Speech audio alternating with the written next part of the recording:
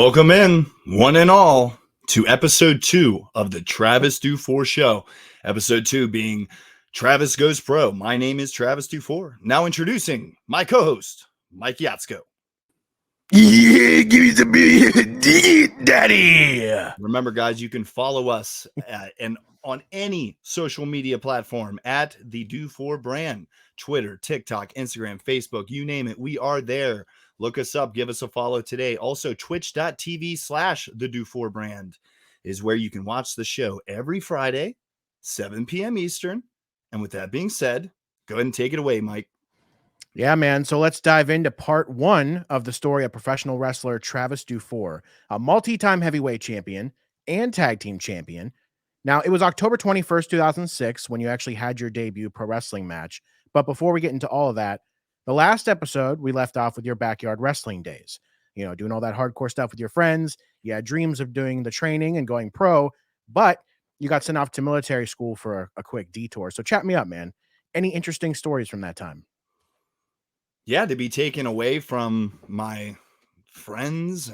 I had just found a backyard wrestling league that owned a pro wrestling ring. So I'm having like my first training sessions and what have you. And then I just get ripped away, sent away to military school. And this is a life lesson a lot of people can learn. That's a photo from you in military school right there. Check it out. That's young Travis Dufour. That's right. Take one good look at that face. I do not look happy. I am not happy to be in military school. You don't look amused. That's for damn sure.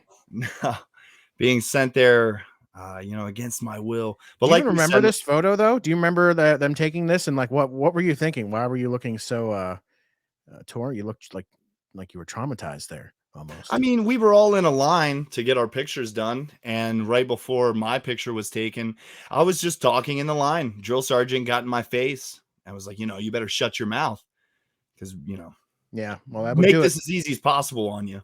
Exactly. Well, that would do it. Yeah, not a happy camper.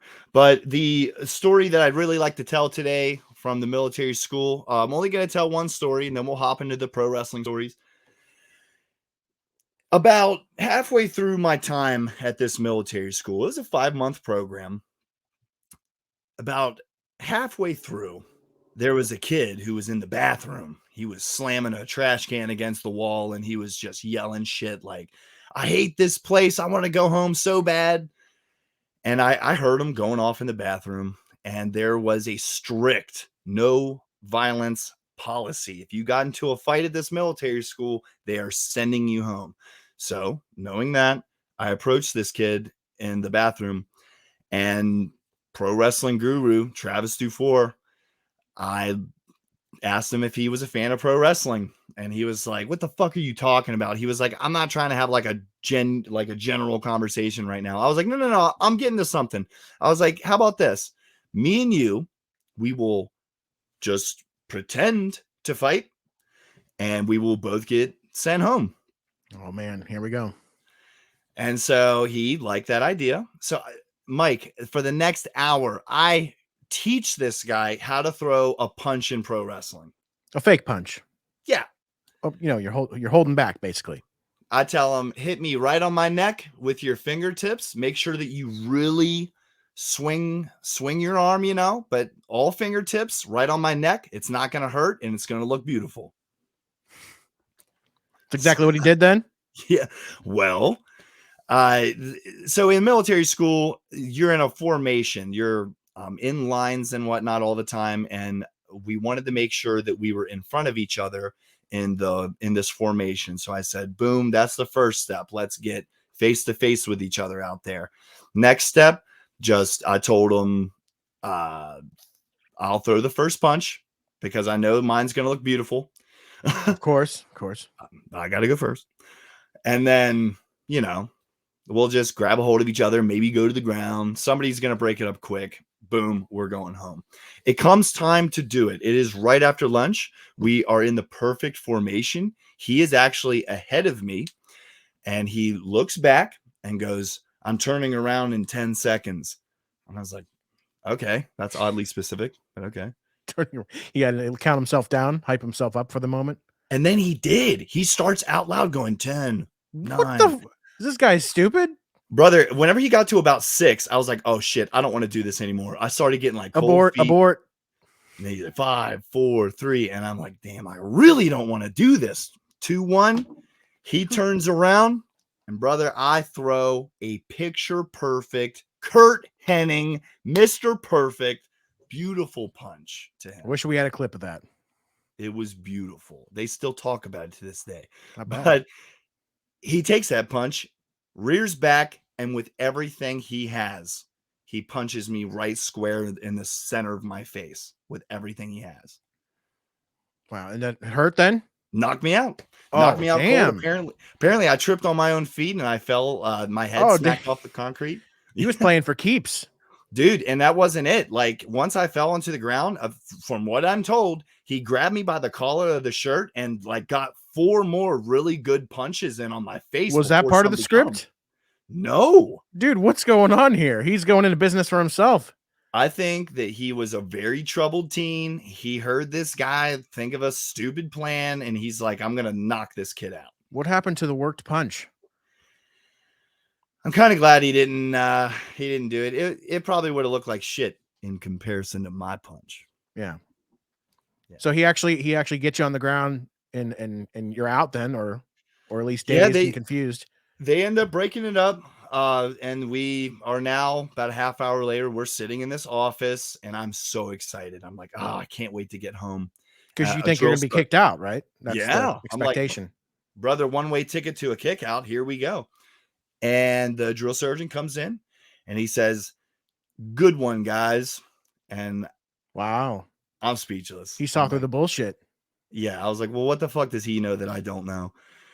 And he said, "Yeah, there was somebody else in the formation." I later on found out who it was. It was a girl who didn't like me.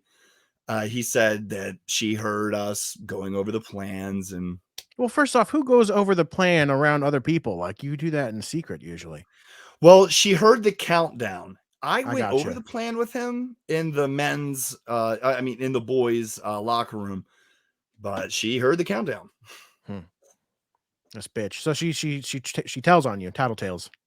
She does, and we end up just getting disciplinary action. I ended up having to stay at the military school, which You didn't get kicked out. it ended up working out. I got my GED, and I got a couple other academic awards while I was there. That's good. So you don't regret your time there too much in the end? Not at all. It really got me into some kind of shape. I mean, before I went to military school, I had never been in a gym, never played sports. So it was, running a mile every day, push-ups, you name it. It really got me into some decent shape. Yeah. So, okay, you get out of military school and you still have dreams of being a pro wrestler. And I imagine you want to start getting into some training and take that seriously. So tell me about that transition and getting into that. The thing that really put it over to me, right after I got out of military school, a couple of my buddies hit me up and they were like, "There's a really big independent wrestling show that's coming to Baltimore, Maryland, and they're advertising like Christopher Daniels versus AJ Styles Oh, in the wow. main event for the X Division title." AJ Styles at the time is the X Division champion.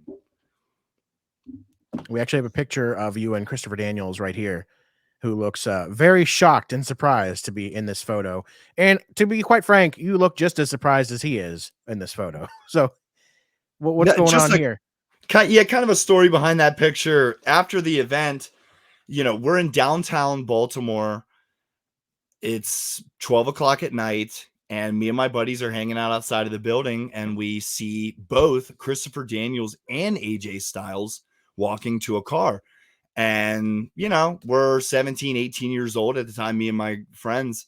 What do we have to lose? We approached Christopher Daniels. Now, AJ Styles, he saw us coming. He runs to the car, hops in, locks the doors, and keeps the window cracked. He's like yelling, "Daniels, get in the car already."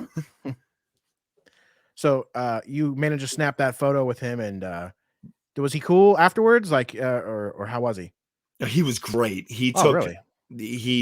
Whenever I was taking that picture with him, you can see in the picture that my mouth is like kind of open.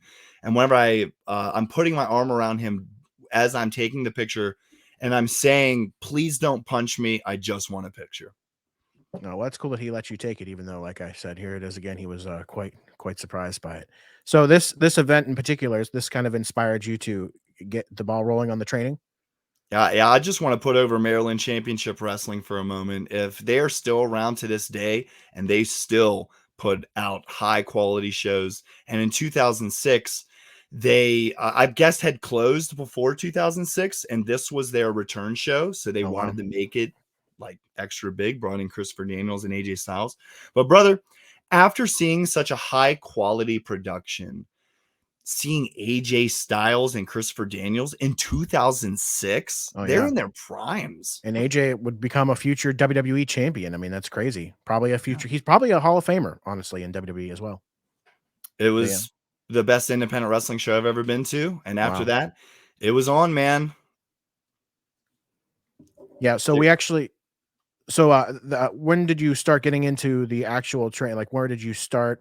Like you had this idea you wanted to start going pro. Who did you contact to start that process? Like, where did you go? well, the easy decision would be to go to the NWL HOPWF, the National Wrestling League, House of Pain Wrestling Federation. That They is have a school. Well, they that's a had a mouthful. yeah, yeah. You think that's a little long, do Oh, you? it's a bit long. Yeah, it's a bit long. Yeah, the NWL HOPWF. I went to a lot of their shows as a kid. They had a training school, and I backyarded with guys who were being trained at House of Pain. So I feel like I had a good bit of knowledge about the House of Pain. But the only reason why I didn't go to the House of Pain is because even as a fan, uh, I would hear really bad stories coming out of the House of Pain, like people legitimately getting beat up, people like there was a couple guys who was calling it the place where dreams go to die. Oh wow. And I had walked up to a pro wrestler by the name of Supreme Lee Great at one of their road shows, and I said, you know, you're one of the best wrestlers I've ever seen. And this guy went on to work on the movie The Wrestler. He helped train Mickey Rourke. Oh wow. SLG Cool. is he's one of those unsung guys out there who's done a lot but never made it big. Yeah. And I saw him whenever I was a kid, and I asked him, I was like, when are you going to be like down here next? I thought your match was great. And he said, I'm never fucking coming back to this place again. This guy has never paid me, so I'm never coming back. Oh wow. And he was that straightforward with me. I mean, that's good. I mean, some people beat around the bush. So, I mean, I'd rather that being, someone being straightforward Like than the opposite. way to protect the business. Yeah. Yeah, this place is the shit, so I'm never coming back. Whoa. Damn. Just stories like that. I heard too much bad stuff. Yeah. So with that being said, whenever I got out of the backyards and everything, there was two guys in the backyard with me who also had similar dreams, and we wanted to, like the brotherhood in backyard, take that brotherhood and turn it pro. Let's do it Yeah. together. Absolutely. And these guys, one's name is Josh. He ended up doing more in wrestling. He wrestled as Josh Brinkman, and as his other name is slipping me, but I know he wrestled as Josh Brinkman. And the other gentleman's name was Jeremy. He did not make it through the training. He ended up joining the army and had Oh wow. a Okay. career in the military. Well, I mean, that's good too. But Josh is the one who hits me up. He says he's living in Kaiser, West Virginia at the time, and that is the home base of Championship Pro Wrestling. And he sends me a text message, and it says, hey, man, there's actually a wrestling school in Kaiser. I'm going to check it out this weekend, and I'll let you know more. He goes and checks it out, and he's like, yeah, there's like a flat rate that they'll take from me, Josh, Jeremy, and me as a package deal. We were going into this training school. They expected just one payment for all three of us. Interesting. And what's that? I said That was just interesting. It's just like, Yeah, I've never really did they heard give you of, like a discount to do that? Is that what it was basically, or what? I guess, with three guys coming in at the same time. Yeah. But what I figured out is that there was no school. There was no physical place where the school was. So where Which was it then? So where would they do it? Just training before the shows, man. Oh, wherever the shows were. Okay. We hit Kaiser, West Virginia, Moorfield, Romney, all these really small populated towns in West Virginia. They would draw pretty well there. And how often were the shows? Come again? How often did they do a show? Was it like once a month or? Yeah, once a month. Sometimes in the summer, twice, maybe even 3 times a month. Cool. But we make all the connections and boom, I am now starting to train at Championship Pro Wrestling, and they are giving each one of us something to do. They let Jeremy be a referee. They looked at Josh, and now at this time, Josh is in incredible shape now, but he was close to 400 pounds whenever he was going into this training deal with us, and he couldn't really pass as a referee being that big, and they didn't want to make him the ring announcer or anything like that. So they didn't have him do anything. And no, just sit down. You're benched. I'm sure they sat down and thought about it, but they were like, we have fucking nothing for this kid. Yep. You got to be camera ready. You got to look good to be on TV. But they took one look at me and they said, this guy could probably ring announce. Let's let him try that. And I loved it. They let me ring announce and I loved ring announcing. That's cool. And we actually have a clip of you doing that, right? Yeah. In this clip, I am the ring announcer for the event, and the bad guy, Richie Stevens, wants me to repronounce his name or say it again or whatever. But this is just something cool for the show. Here's a clip from back in 2006. All right, let's take a look.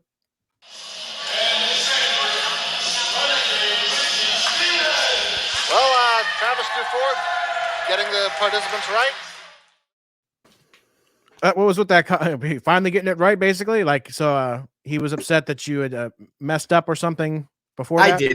I didn't mess up. The bad guy, Richie Stevens, he's just an asshole, and he wanted to say my name again, Yeah. So we actually have another clip then, and it just shows these are your early days, man. So before I even get into that, what are you thinking? Like, you're doing this, so you have these opportunities. You're in the ring. You're doing this announcing, and that's got to be somewhat exciting, but also kind of nerve wracking at the same time, right? Because it's so new, and you don't want to mess up. So tell me, like, what was going through your head at the time?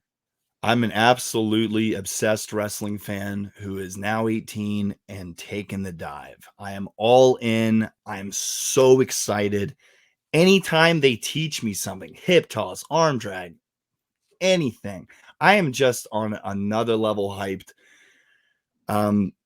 There was a couple times where they believed that I had like attitude issues. I have what they call, Mike, a learning disability. But also, all kids have attitude issues. We all go through that as we grow up and mature. Like that, just part of the game. Yeah, they just had to tell me stuff more than once. Sorry. Yeah, well, it happens. But so this next clip, actually, we have a promoter, and I guess he's also a trainer, Shane Shadows. Can you tell me a little bit about that? So you're actually interviewing him here. Yeah, this is the owner of Championship Pro Wrestling. He started CPW in 1997. This is the owner promoter, Shane Shadows, and the clip is from CPW Showdown. I am getting a word from Shane Shadows. Tonight, Renegade Richie Stevens, Shane Shadows, and Zubov go into a 6-man tag action with the Highwaymen and Renegade Richie Stevens. You know, Renegade Richie Stevens, I know you've been bitching and complaining about. Is it a walk down memory lane looking at some of these clips, just seeing that young baby face? A walk down memory lane is an understatement. And it's funny about that clip. Shortly after that, he cuts this long promo. The guy, Richie Stevens, from the previous clip ends up showing up out of nowhere and attacks Shane Shadows in front of this high school. I mean, they're off of a main road and they're like brawling and stuff. And somebody actually pulls over on the side of the road. They start honking their horn. And they're like, hey, guys, this used to be a nice neighborhood before you guys started doing that pro wrestling shit around here. You worked them. They thought it was real. Yeah. They were about to call the cops. I remember that being the highlight of the day. I was like, no, man, it's just wrestling. It's just wrestling. Yeah. No, and the guy that Shane Shadows, he wasn't even giving the guy anything. Whenever the guy was like, hey, this used to be a nice neighborhood, Shane Shadows looked over and was like, go fuck yourself. Get in your car, get going. Back in my day, this used to be a nice town. Brother, he was the baby face, just to remind you. Oh, the Shane Shadows was. Get in your car and get the fuck out of here. That's what he told the guy. Some baby face. Jeez. He wasn't really working the gimmick then. So we do have one more clip. The commentator, Brian Johnson, he, in my opinion, has something that we're probably going to dive into that I mentioned during commentary. There's a whole clip here. The heel Jackpot Jimmy Jessup gets in my face, gets a little bit of heat on me. You'll see in the clip, and we will talk a little bit further about the clip after we show it. Go ahead and show it, Mike. Yeah, so this is you ring announcing. Well, we just saw the Masked Intruder a few minutes ago, but this guy's smaller than the Masked Intruder. As maybe Jackpot Jimmy Jessup is explaining this to our ring announcer Travis Dufour, and then again maybe he isn't, as Travis suggests that Jimmy Jessup try a tic tac. Travis has no place to be making that type of commentary. I mean, the guy weighs, 80 pounds? So does this guy have something against you or something? It seems like he's, see, like how I understand the business just from looking at like people, on podcasts and stuff talking about it. It seems like the commentators are supposed to be focused on the two wrestlers in the ring, not on what the announcer's doing or what the referee's doing. So it seemed like he had like something personal with you maybe and was just calling you out for no reason. What's with that? I'm a commentator now. Currently in professional wrestling, Travis Dufour is a commentator for the World Domination Wrestling Alliance. And like you said, that is my main goal as a commentator, is to put over the action. Now, one thing I'll make a comment about the managers, or I think I've even brought up the ring announcer before. Our ring announcer is Luke. I'll say stuff like, oh, Luke looks real good tonight. I'm not saying stuff that's gonna... But you're not burying Luke. Yeah, I'm not gonna attack the guy, Yeah. It was, he said, Travis Dufour, what is he, about 80 pounds? Yeah. And brother, I saw a post on Twitter over the summer. It was from Alex Shelley, former TNA star Alex Shelley, and he was talking about body dysmorphia, and he was asking other independent wrestlers if you have ever experienced body dysmorphia. And and that's whenever you kind of like battle with your body, you don't like the image of it.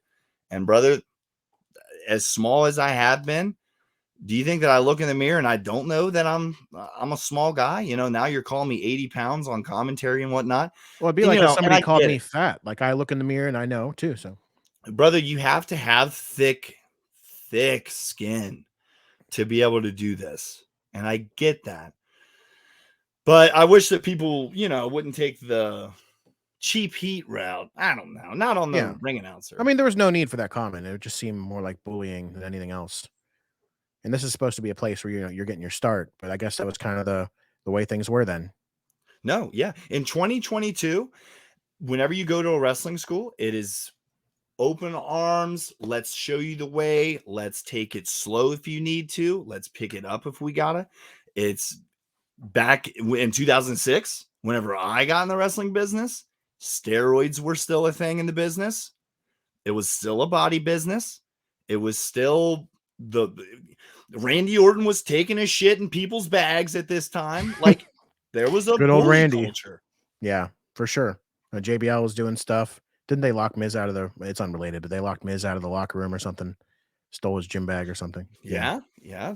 So, but one thing I want to make very clear here is that this is not sour grapes for me. I love how I broke into the wrestling business. It taught me so much about myself.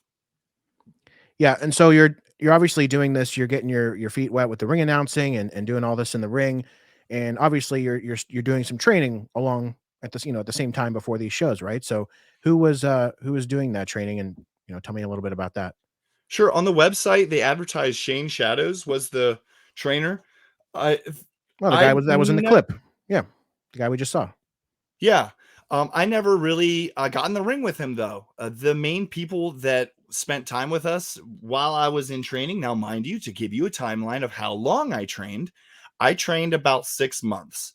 That's about 6, maybe 7 shows I trained before I started getting my first matches. So, and it was guys like Jake Davis, Leslie Leatherman, Bill Bain, Deuce Donatelli. I will give them full credit for teaching me the basics.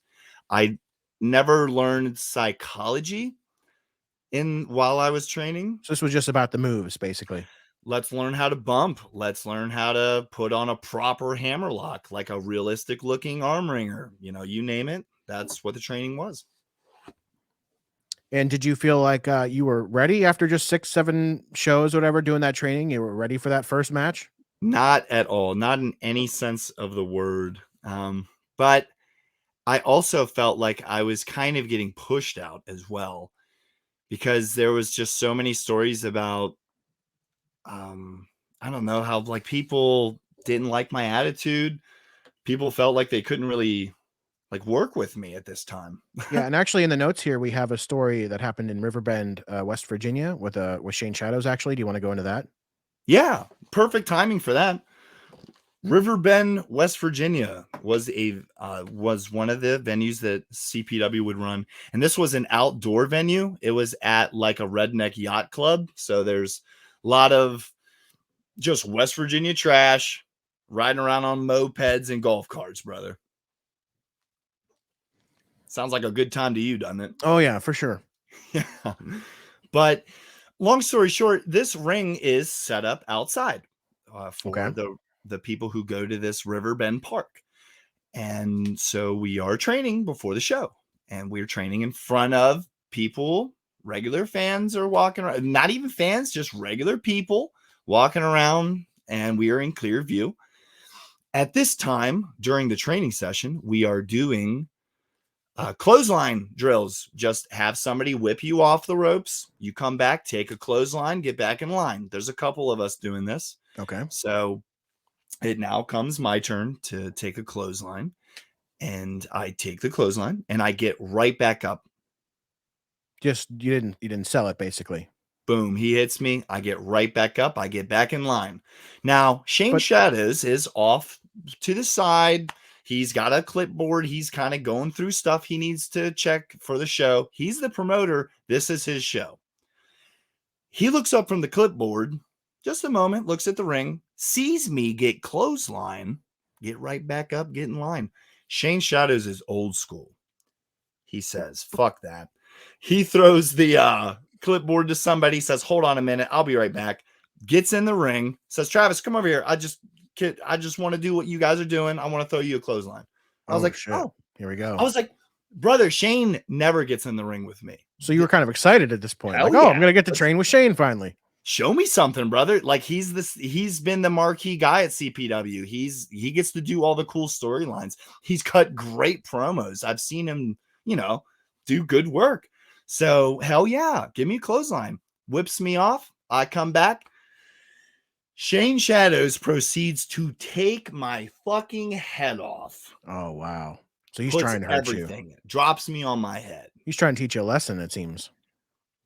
After he gives me a clothesline, I'm laying on the ground, just like, what the hell just happened? I got the air knocked out of me, the whole 9 yards. I'm knocked loopy. He kneels down, puts his hand on my chest, and says, "You'll sell that, won't you?" Oh shit. I said, "Yes, sir." Yes, sir. Yes. So, but was that part of the drill though to sell it, or were you just supposed to be taking bumps? Like, I'm confused. Was that part of it, or? To Shane's credit, he did pull me to the side afterwards and said, there's a lot of people walking around. You need to sell. Anytime that you're in that damn ring and there's people walking around, you sell. Yeah, because people walking by, they see you just get clothesline. They're like, oh, it must not even hurt. You just got right back up. No problem. So I told you the shit was phony. So he taught you a little lesson, and were you upset with him for that lesson, or did you Not at all. That's Okay. one of those stories that I think the wrestling business should have kept. I think that I don't know. I just learned my lesson, man. And that was important. And ever since then, I practice how I play. you know? Makes sense. Yeah. So at some point you actually leave wrestling school, right? I do. It was shortly after this Riverbend appearance. The two guys that I signed up for training with, Jeremy and Josh, they hit me up and they were like, Travis, we're very sorry, but we can't afford to keep going. And I didn't have any money. And truth be told, on the record, I never put any money towards any of the training sessions. Jeremy and Josh were. Okay. So I really appreciate them letting me tag along for the journey. And so they go their separate ways. Did they continue in wrestling or what happened with them? Josh would go to college and then years later pick it back up. Jeremy, like I said, never did. But now that I've, kind of left the wrestling school, I hit up Shane. I sent an email to the other people who were in charge of CPW and I said, listen, I won't be back. Thank you so much for the opportunity. And in that same breath, I see that there's a promotion coming to Kingwood, West Virginia, which is where I went to military school. And it is being ran by some money mark, but it's being booked by Shane Shadows, the guy I was trained by. And this event was on October 21st, 2006, just to get some timeline perspective. Yeah. And so I send an email to Shane Shadows and I'm like, hey, brother, I actually went to military school right up in Kingwood and I could probably sell you some tickets, and I'd love to have my first match, Oh, so you still haven't had your first official match just yet? Never had a match yet. Cool. And he said, at first he said no. He didn't like the idea. He didn't think I was ready. But once I kind of really oversold the fact that I was like, I'm really going to be selling tickets, brother. You're going to miss out on a good bit of tickets. So yeah, you were really, I'll, scratch your back, you scratch mine type of deal. Yeah. So he thinks it's a smart business move. He goes ahead and books me. Did you sell any tickets, by the way? I sold 0 tickets. Oh shit! So you did not follow through on your end of the bargain. I didn't even hit up the military school. I didn't try to sell these tickets. You turned heel for your first match. Brother, I was just so excited. I wanted to have my first match and I wanted it to at least, since I knew at this point that it wasn't going to be with CPW, I wasn't going to have my first match where I trained. This was the next best thing because at least my trainer was the booker for this show and he could maybe book me smart and protect me. Yeah. And so who was your first match against? And this was also in Kingwood, West Virginia, right? So. Yep. Yeah. So here we go. It is the day of the show. I get there and they tell me that my opponent is Rob Hostile. You know Rob. I know him. Is this someone you had heard of at the time or is this your first time hearing of the guy? No, I actually met Rob while I was training at CPW. He also was he was a trainee there before I got there. So he was kind of the guy who showed me the ropes when I first got there. And now my first match is against somebody who I'm familiar with. And how'd that match go? Terrible. Absolutely terrible. And what went wrong? This is actually a great story because it will paint an interesting light for you. Let me just jump into it. So I get there and I'm told that I'm wrestling Rob Hostile. So far, so good. I don't have any bad vibes. Now we're in the ring before the show. The agent for my match is Bill Bain, which at this time, Bill Bain has been one of the main trainers that I've had at CPW. He's shown me how to throw punches. We went through chops. We've done a couple things. So I'm comfortable with Bill. Bill's going to be the agent for the match. And we are in the ring. And this was the time that it really solidified to me that these guys did not fucking like me. Bill looks at Rob and goes, well, you're going to throw chops in the match, right? And Rob goes, oh, of course. We got to have chops in the match. Bill goes, okay, great. So at this part of the match, we'll do chops. Bill backs me into the corner and then gives me like match quality 3 chops. So I'm like, okay. And then he points at Rob. Rob, come over here. Now you. Rob gives me 3 chops like he would in a match. Okay. I'm like, okay, I'm no bitch, I'll take it. 6 chops, no problem. Couple minutes later, we're still going over the match. We come back to that part. Bill looks at Rob, goes, "Oh, remember, this is the part where the chops are." Backs me into the corner. Bill Bain gives me 3 wrestling match style chops. Doesn't hold Jeez, back. they're all taking their turns. Yeah. Then goes, "Now your turn." Rob comes up. 3 match quality chops. Jeez. At this point, my chest is It's gotta be stinging on fire. it's bruised to shit at this And we point. actually got a photo of that. Take a look at this. This is after that. Look at those Jeez. finger marks. Jesus. I mean, so were they trying to make a point, like make a statement here? Is that what was going on? I think that this looks was the brutal. test. I think that this was absolutely the test. A lot of guys were getting weeded out around this time. And if they wanted to weed out Travis Dufour, this was their opportunity. Yeah. So another lesson, basically. It seems like there's a lot of lessons in the wrestling business. Brother, so at this point, I've taken close to 20 chops before the match even happens. That's all. And the booker, Shane Shadows, approaches me and says he sees that I'm in my wrestling gear now, which my wrestling gear for my first ever show was going to be these basketball shorts, which weren't like, they were like old school basketball shorts, like from the 70s, the high rising ones. Yeah. You got a good picture in your head? Oh yeah. Okay. So I got these short shorts on and a black tank top, and that's my gear. And Shane Shadow sees it and says, "Oh, you look like a basketball player. That's going to be your gimmick tonight. You're going to be a basketball It's player." gonna be your gimmick. Jesus.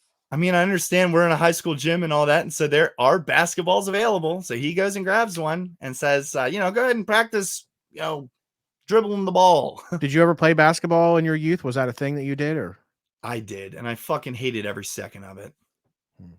I Just hate weren't- basketball, you weren't very football, good at it, sports, or- anything. just weren't very good at it, or just didn't enjoy it?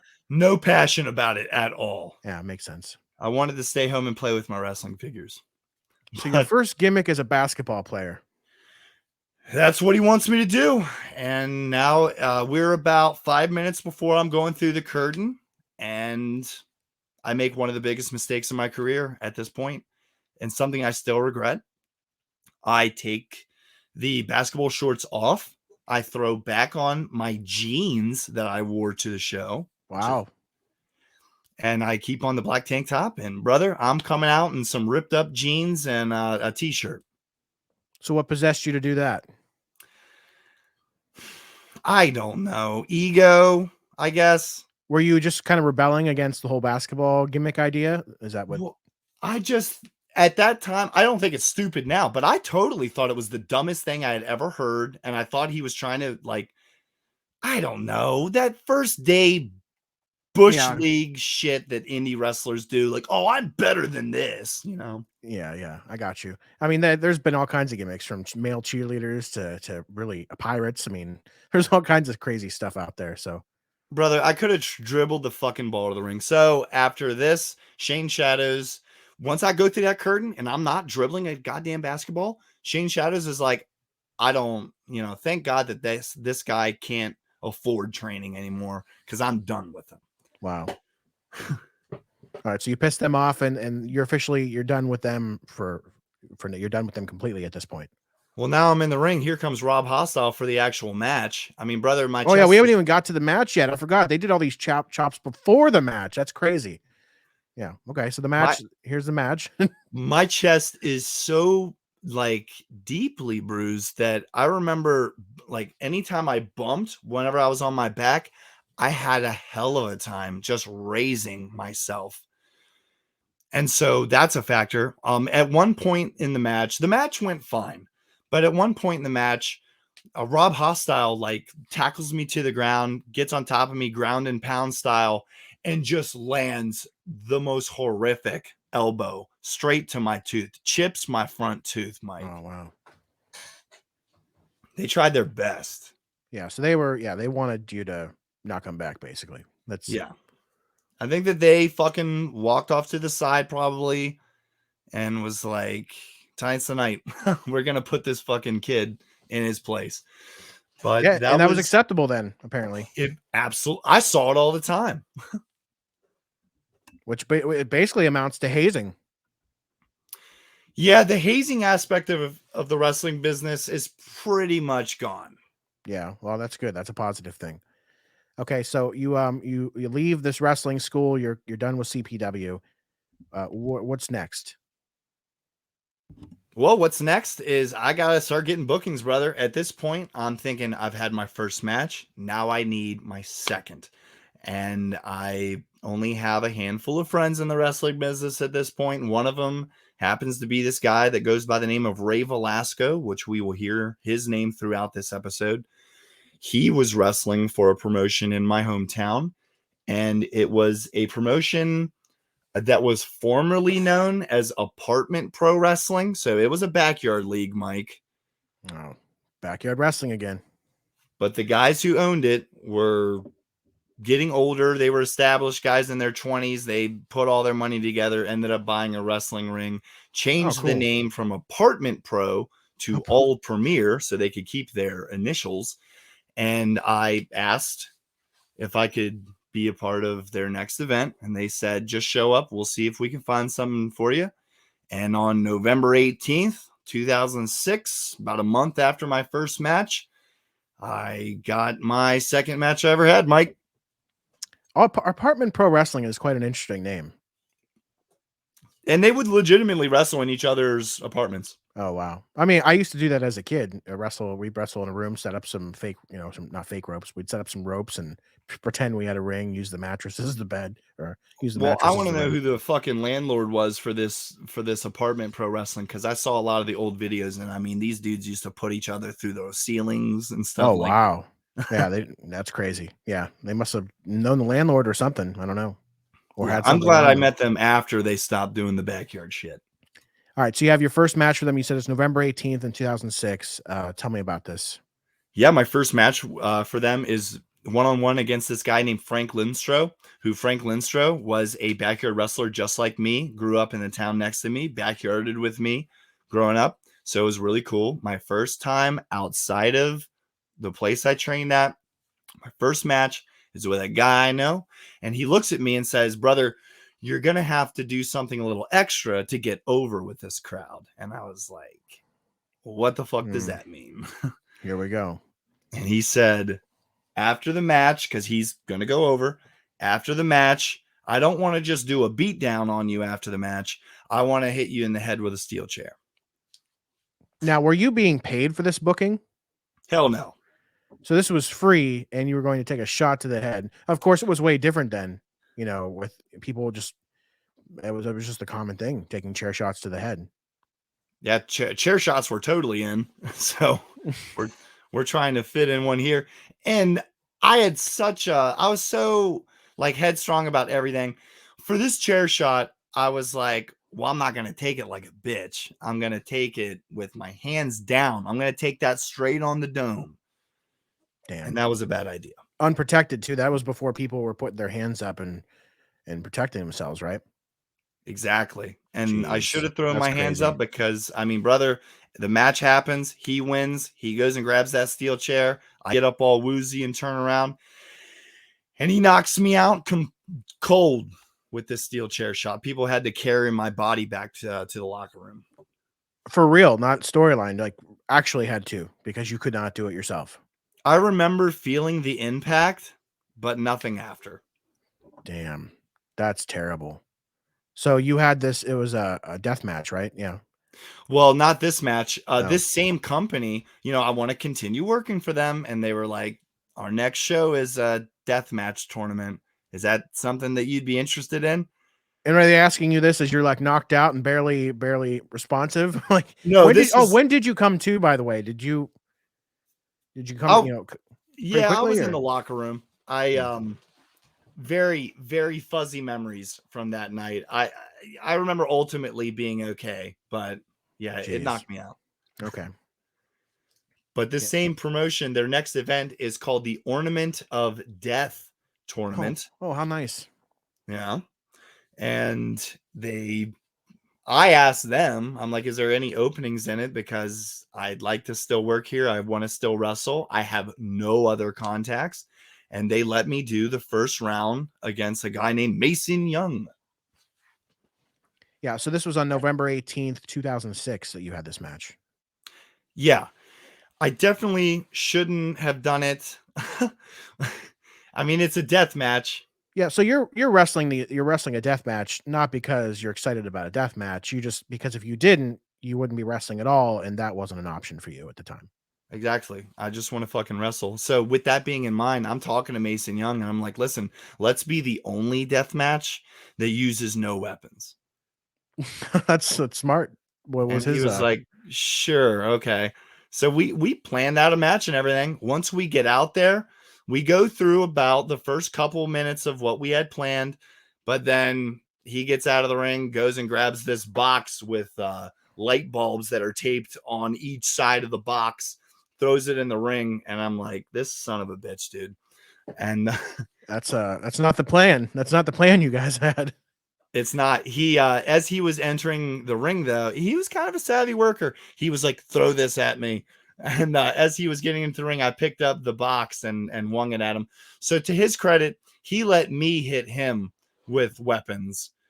But he never hit me with any weapons. Now he did give Oh. me a rock bottom after glass had been broken. So I could have gotten sliced up, but I didn't. Well, that's good. I mean, that is kind of cool though that he didn't just take it upon himself just to start like going to town on you with a weapon of some sort when you kind of set it up in advance that you were not trying to do that.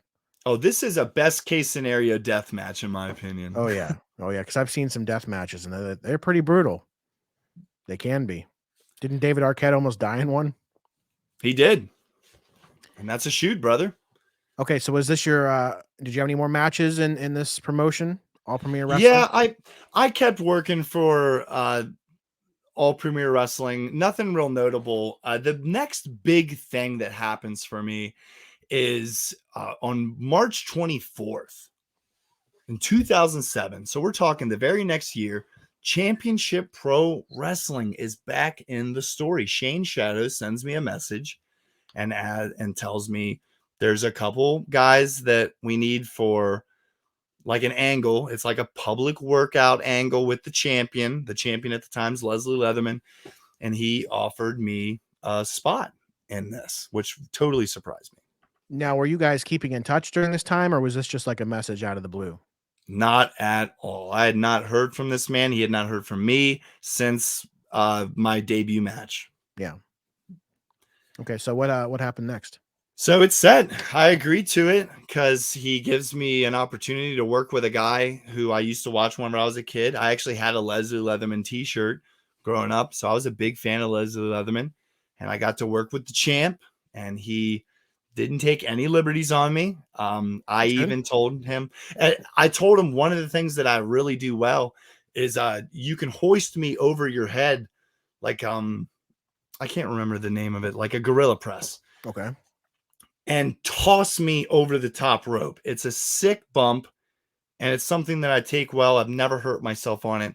So if you'd like, listeners at home, at this time, my wrestling name is Trey Blaylock. If you look up Trey Blaylock versus Leslie Leatherman, that match is on YouTube. And if you don't mind if we take a quick detour, Trey Blaylock, how did you come up with that? Where did that come about? Yeah, we never really got into that. So Trey Blaylock was my name in the backyard. I got the name Trey because I just thought it was a decent shortened to Travis. So did anyone in your personal life call you Trey instead of Travis, or that was just your own doing? Okay, that was so my own doing. Okay. And I knew one of my best friend's girlfriends in middle school. Her last name was Blaylock. And I really like that, I guess. It is a cool name. Yeah, Trey Blaylock. Yep. In full, I went by Trey the Dynasty Blaylock. Trey the Dynasty. The Dynasty. Like, think about that. What does the word dynasty mean? It's like legacy or something, right? Like, yeah. Yeah. How the fuck did that ever make sense for me? It's one of your first few matches and you're the Dynasty. Trey. Well, the Dynasty. 19 years old, no facial hair. He's the Dynasty. All right. So tell me about the CPW brawl, though, and in this workout angle that you were doing. Sure. So CPW Brawl at the Hall was the name of the event. March 24th, 2007. And brother, it was a tense environment. Whenever I got there was a lot of people who were very surprised to see me, because I'm pretty sure whenever I left, word went around the locker room that I wasn't coming back, and there was a sigh of relief. Now, was Rob Hostile still here? He is not. He's actually out of the business by this time. Oh, wow. Yeah. So the guy that started training at the school before me is gone at this point. There's already people leaving the business. But I did very well for Leslie. I let him hit that spot where he hoists me over top and dumps me on the outside. That looked like he killed me. But I was not invited back. They did thank me for, putting over Leslie and doing a good job with the angle, but I was not invited back. Do you know why, or just didn't hear back from them? It was a full roster. They had a really good roster at the time. So I really think that at my experience level as well, that there really wasn't a spot for me. Yeah. So there's no expectations of a future with CPW. So what's your next move? Well, at this time, I'm really down on myself about pro wrestling. I'm like, I've really thought I'd be wrestling a lot more at this time. And at this same time, it's presented to me to be a part of a ring crew. There's a guy by the name of Nicholas Tide, and I had seen him wrestle for the House of Pain a lot growing up, and apparently he has a ring crew and it has spots open for it. The deal is, if you're on Nicholas Tide's ring crew, you can go to all of the shows that his ring is booked on. You are not guaranteed a match, but Tide will go to the promoter and say, listen, I have this guy, and this guy. If there's something, if there's a battle royal, great. If there's nothing, that's okay too. So I knew I was never guaranteed anything, but I agreed to be a part of the ring crew. All right. So the ring crew thing was kind of like you paying your dues, and along the way, then they would throw you some bones, essentially. Yeah. Yep. And at this time as well, before the shows, whenever the ring would get set up, I'm not just setting up the ring, going and hanging out somewhere. Brother, I'm in that ring before every show, training, finding somebody who knows something about wrestling, asking them to get in the ring with me. I was doing that shit constantly. Yeah. So the first show that you were at was March 31st, 2007, right? Yeah. Nicholas Tide, he told me that on March 31st, 2007, that a brand new promotion was having their first event. The promotion was called Undisputed Championship Wrestling, UCW. And the promoter went ahead and put me on the card after Nicholas Tide said that I was coming. And if you're watching on twitch.tv/the Do4 brand, you will see on the back of this DVD cover, it says Guido Corleone versus Trey Blaylock. Was I there for that event, or was I there at a different event? You were at the next event. All right, I got you. But yeah, I showed up there, and it was, oh man, I was so excited because once I got there, multiple guys were coming up to me like, hey, my name's this, what's your name? And whenever I tell them my name was Trey Blaylock, they're like, oh, you're wrestling Guido Corleone. And this guy, Guido Corleone, I guess he's been wrestling since the 90s. He's done extra stuff for WWF. He's like this grizzled veteran of the Pittsburgh area. And now, mind you, this show is being ran in Uniontown, Pennsylvania, which is about a half hour outside of Pittsburgh. So there's a lot of Pittsburgh people here. Yeah. And this Guido Corleone guy, he is having his first match back after having a back injury that put him on the shelf for something like 5, 6, 7 years. So his first match back is against me. Now, this photo right here, is this you actually walking to the ring for this match? Yes, that is my way to the ring for my match versus Guido Corleone. Now, you look like you think you're a pretty big deal walking to the ring. You got the 2-finger point. You're pointing at yourself. You got the towel. What's with the towel, by the way? Oh, it's just, I think there was a towel hanging around. I don't know. I didn't really have too much of an inspiration whenever it came to my entrance. What's really cool about this, though, as you can see, I'm wearing khaki pants, like a dress shirt. It looks like I should be in like Sunday school. Underneath those clothes is my wrestling gear. The match went to start with Guido Corleone. Me and Guido were in the ring, and I yell, "Stop, wait, stop." I need to get prepared for this match. And I have the referee take my shirt off, and then underneath I've got the Under Armour shirt. So this was part of your gimmick then? Yeah, I'm trying to get a little bit of heat. I'm trying something here, and it totally works. I mean, I'm having the referee like help me with my belt buckle to get my pants off. Is anybody in the crowd booing at this point? Oh yeah.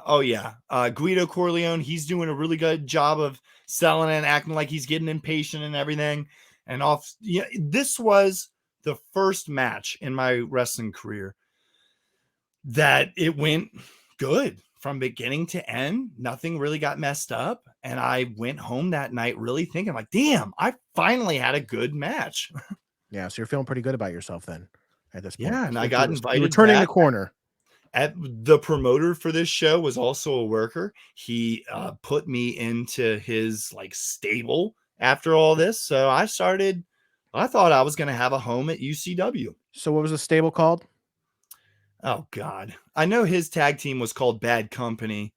Actually, maybe it was called Bad Company. Yeah. It might have just been called Bad Company. Yeah. So we actually have a clip of Bad Company, and this is you cutting a promo. On who? I happened to be at this show. So yeah, you invited me out. It was our first time meeting. Was it our first and only time meeting? Or did we meet a couple times?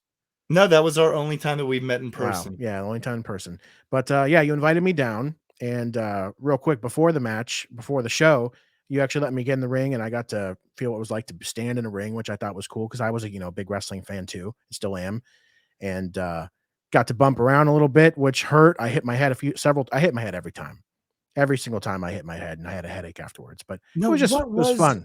Whenever you're getting into the ring and all that. Were you intimidated by the ring?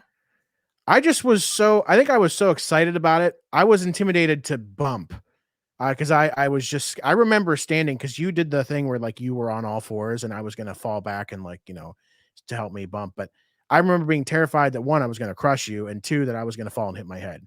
The first thing didn't happen. I didn't crush you, but the second thing did. And I hit my head each time. But it was really nice to see that though, because I've seen that happen to other people. And I just want to let everybody know, for anyone who thinks wrestling's fake or the wrestling, that ring hurts. I mean, it was, there's a little thin pad or whatever, but yeah, it's not very forgiving. So, and I only took like 4 bumps and that was it, but that was quite enough for me. So my wrestling career began and ended that same day. But, did you feel like you kind of lived a dream though? Oh yeah. There was a part of me that just felt like, okay, obviously I'm never going to do this for a career, but that was damn cool. Like that as a wrestling fan, just getting that experience and doing that. And I did what I thought was a heel move. I thought, cause I would always see William Regal wipe his feet off at the side of the ring. And I just thought it was a heel move, but you said, in our last episode, that's a sign of respect. So, I just wanted to, because I always thought the bad guys were cool. So I thought I was doing a heel move, wiping my feet off at the side that got in the ring. And I don't know, I just felt cool. But oh man, I'm really glad that you were able to experience that. Yeah, longest intro for this clip ever. But we have this clip, Bad Company. So I'm there at this event, and I'm calling you out. And oh man, my part is so cringe, but you do a phenomenal job and just show how like you were destined for this. Like you're a natural heel, natural on the mic. And anytime that I lost the crowd, which was every time I spoke, you picked it right back up. So let's take a look at this clip. I suggest you all shut up, or all 3 of us are going to leave right now. Shut up. We're going to leave. I can't understand it. I don't understand inbred. There's somebody famous in the crowd. Where is he? Where's he at? Oh, there it is. I got you. Bring it on, redhead. What are you doing here? Stand up. Get in his face. I want to know one thing. You're not welcome here. Nobody around here likes you. Uniontown hates you. What do you want? I'm here because I love Uniontown.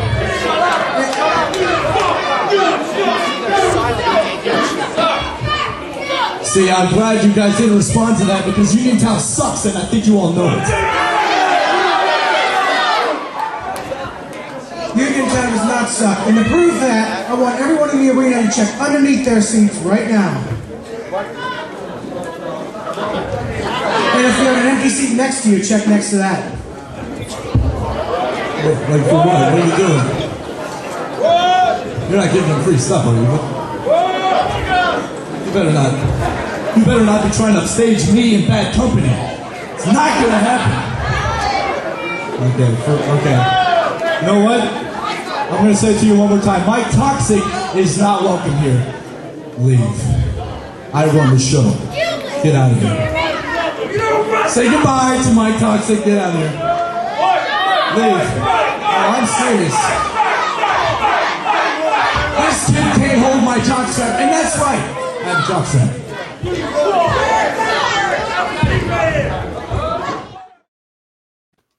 And that's right. I have a jockstrap. Brother, whenever they started saying, what was the chant? Fight. Brother, you should have decked me. Oh yeah, I just didn't. I was so nervous and scared like that. Obviously, you could just hear it in my voice. I had no confidence in anything I was saying. And looking back, like the angle I should have taken was I should have pretended to be a local. And like, oh, I love you. Maybe if I was saying I love Uniontown because I've lived here all my life, can't make fun of my town. I don't know. I could have said something way better than the crap I said. But It's I was funny just young that you and say, dumb. It's really funny that you say that because after getting that clip together for the show, I was kind of thinking about like how I do it now. And I don't know if you came now, if we never did that, I would be like, hey, here's Mike Toxic and then plug the radio station and like do something nice. Do But something. Instead, we're like, get the hell out of here. Why?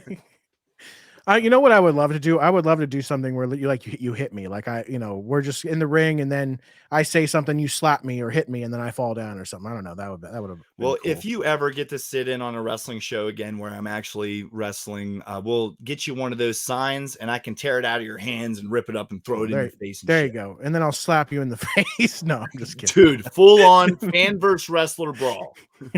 It just turns into a street fight out of nowhere.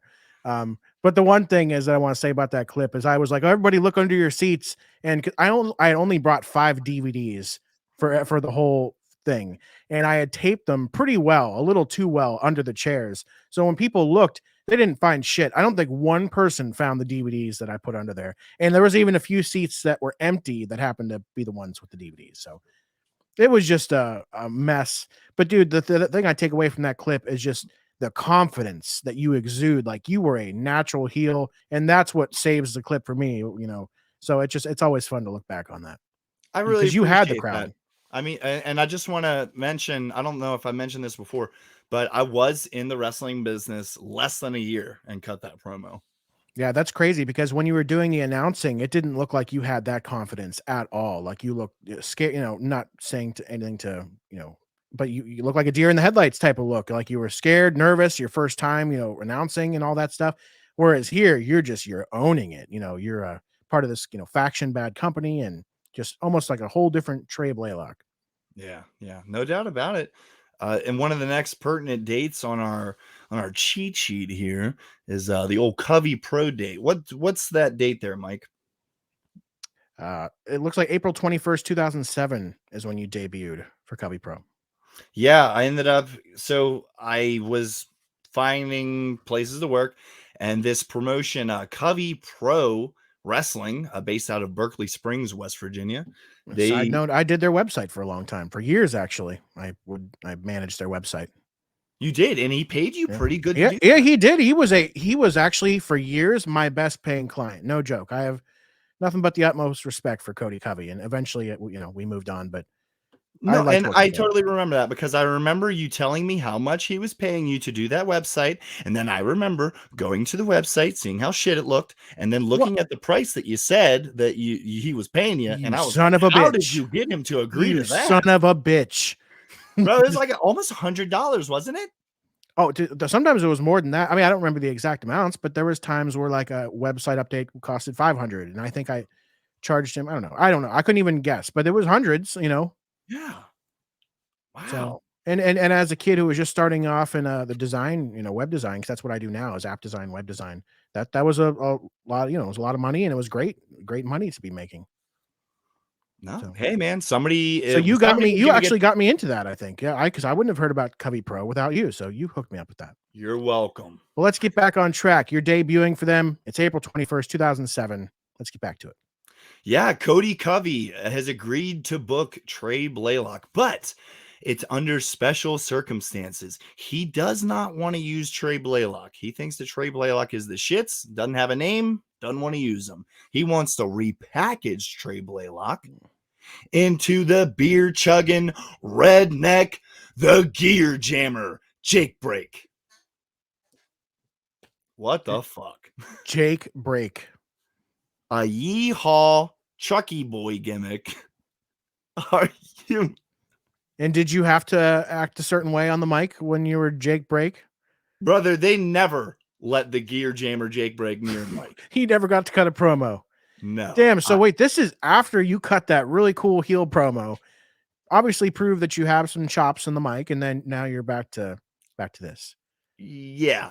Cody, I mean, hey man, at this time, the ego's starting to settle. I'm ready to try new things. He presents me the gear jammer Jake Break gimmick, and he is telling me about this gimmick in a bar. He's shit-faced drunk, and he's just laughing his ass off the entire time. He's like, come out and just fucking start yelling yeehaw and shit. It'll be so funny.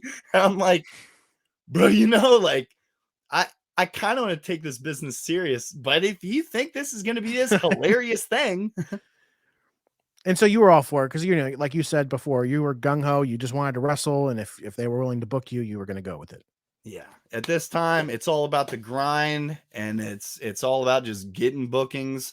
I did that gimmick one night. It did not get over, if you can imagine that. I can't really imagine that. It sounds like a winner to me.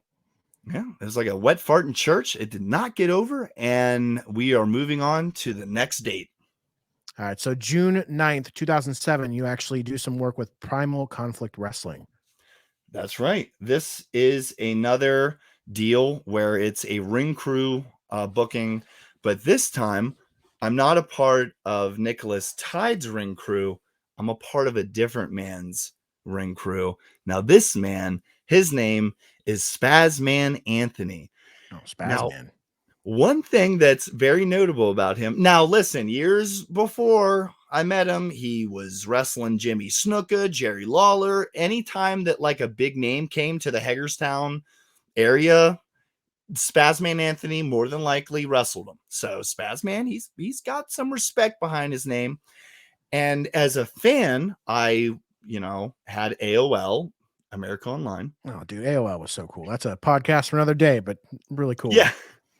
And I found the NWL HOPWF on this discussion message board, and I started doing some research. And listen, guys, whenever the internet first started, I didn't treat it the most responsible. I found Spazman Anthony's AOL member profile page, and there was a picture of his daughter, who was my age. And I said some unflattering things about what I wanted to do to his daughter. Online, on the internet, where it lives forever. Never thinking I was ever gonna run into Spazman.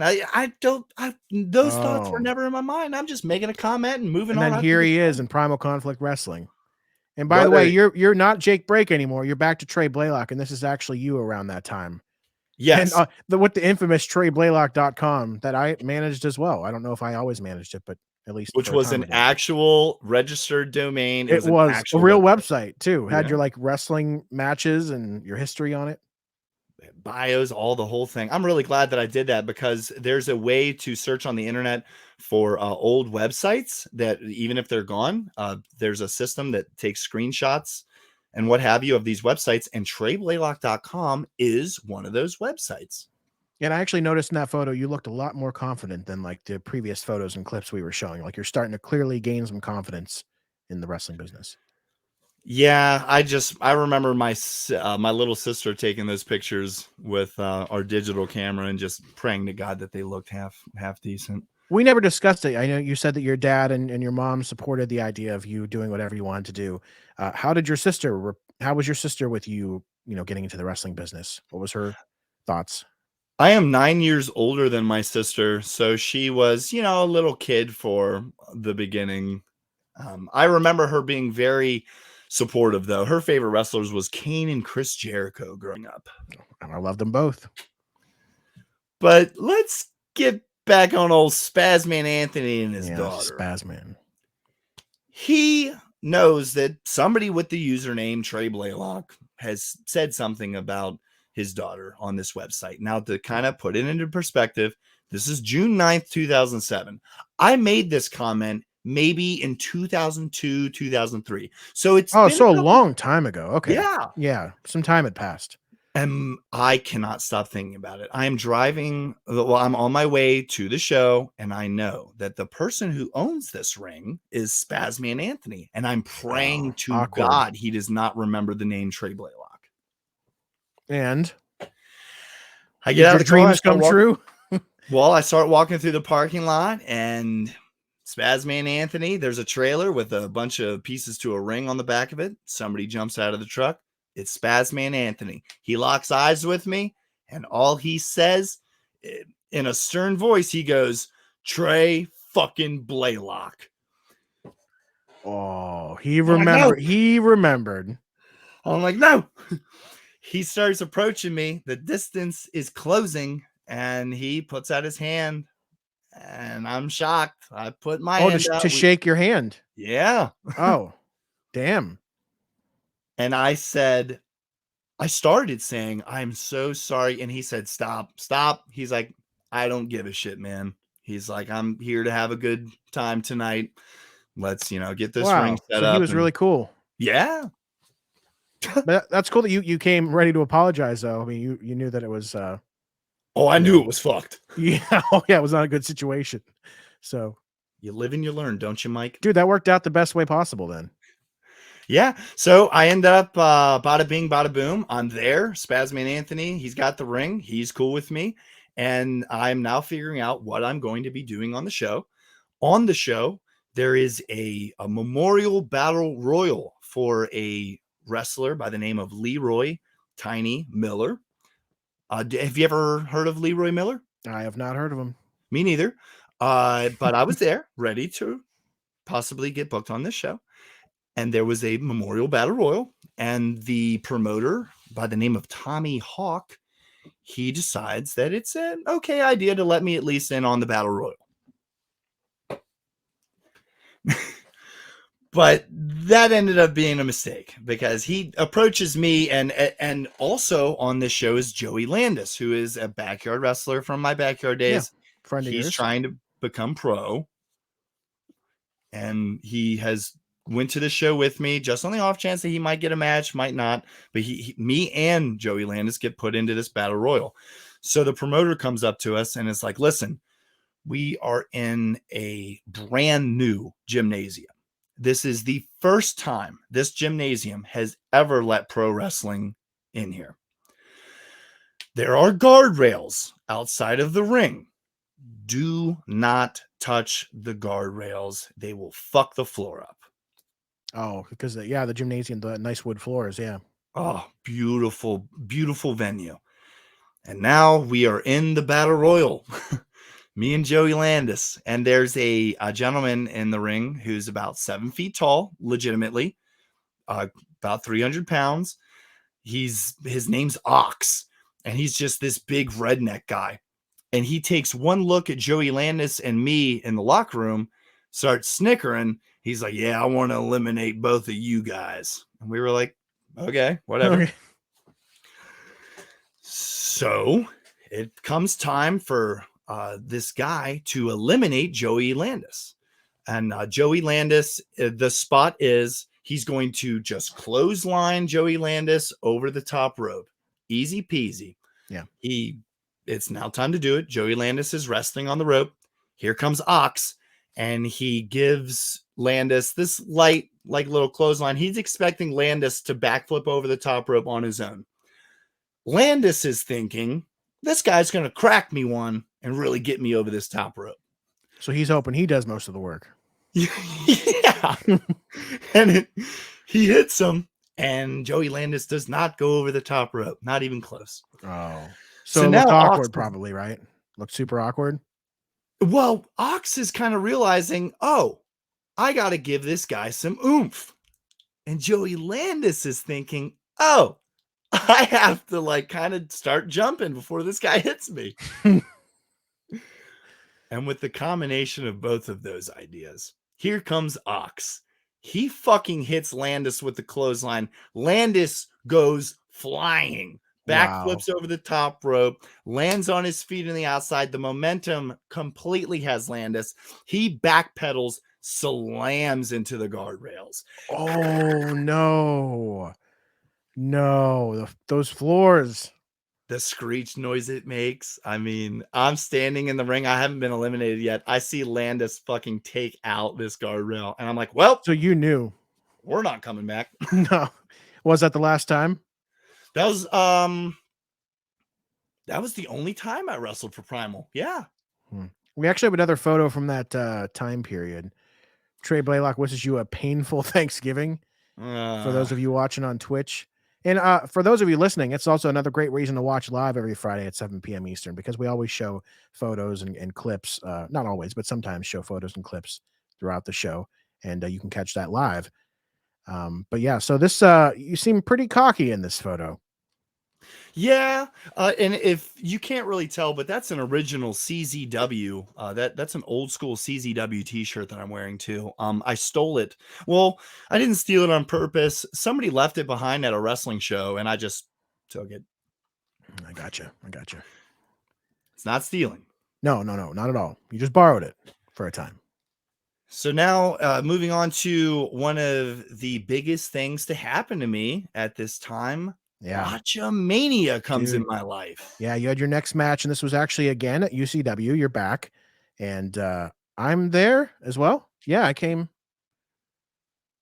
Yeah, Right, the match yeah. was filmed with your camera. Yeah, that's right. So, so the match, the footage that they used. Oh, sorry about that, bro. Sorry Is from your camera. Thanks. Sorry about that, bro. The fuck.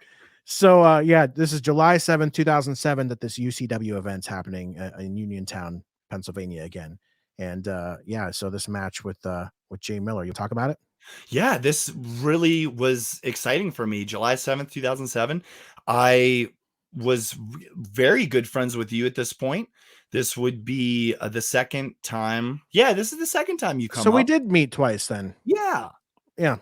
It's bada bing, bada boom. It's the second time you've come up, and this guy, Jay Miller, that I'm wrestling, I've been doing a radio show with him. So I feel like I'm friends with Jay Miller.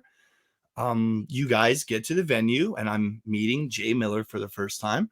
The first thing that I'm noticing about Jay Miller is that he's drenched in sweat and smells like shit. Yeah, I do remember that. I rode up in the car. I rode with him in the car down to the event. So I couldn't believe it. And like the first thing that we wanted to do in our match was have him put me in a headlock. I was like, bro, your armpit, like the shirt where your arms are is just fucking soaked. So like not only is like he has you in an arm in an arm lock, but or headlock rather, but he's you're smelling that stench the whole time as well. Yeah. So the match happens, and the ending of the match is what gets me in trouble. At the end of the match, what is planned is lion salt. I want to beat him with the lion salt. This is a move that I have been practicing for years, but I've never actually landed it on somebody. So this is the first night I'll be able to land the lion salt on somebody. So you're Mike. busting this out. Yeah. All right. Pulling out all the stops. I'm feeling good, you know. I want to have a good match for UCW. So it comes time. I go for the first lion salt, and I'm not really sure what the issue was. I just didn't make a full rotation on the backflip for the lion salt. Wow. So I refresh my memory. What happened? How did you land again? Because I don't remember actually. Well, it might have even been crooked. It's just that first lion salt that I hit, it wasn't good. And I knew that. And here comes the biggest mistake a young wrestler can make. I have now botched this move. Yeah. I'm going to do it again. And so the thing that you're supposed to do, I guess, is move on, just continue, do something else. Yeah, just keep going. Don't shine the fucking light on the issue. All right, so you're going back. It's round 2. You're going for the moonsault again, or the lion salt. Sorry, lion salt again.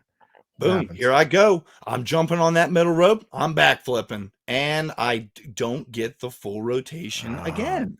Damn. So at this point, you're done, right? No, I'm brother. Third time's the charm.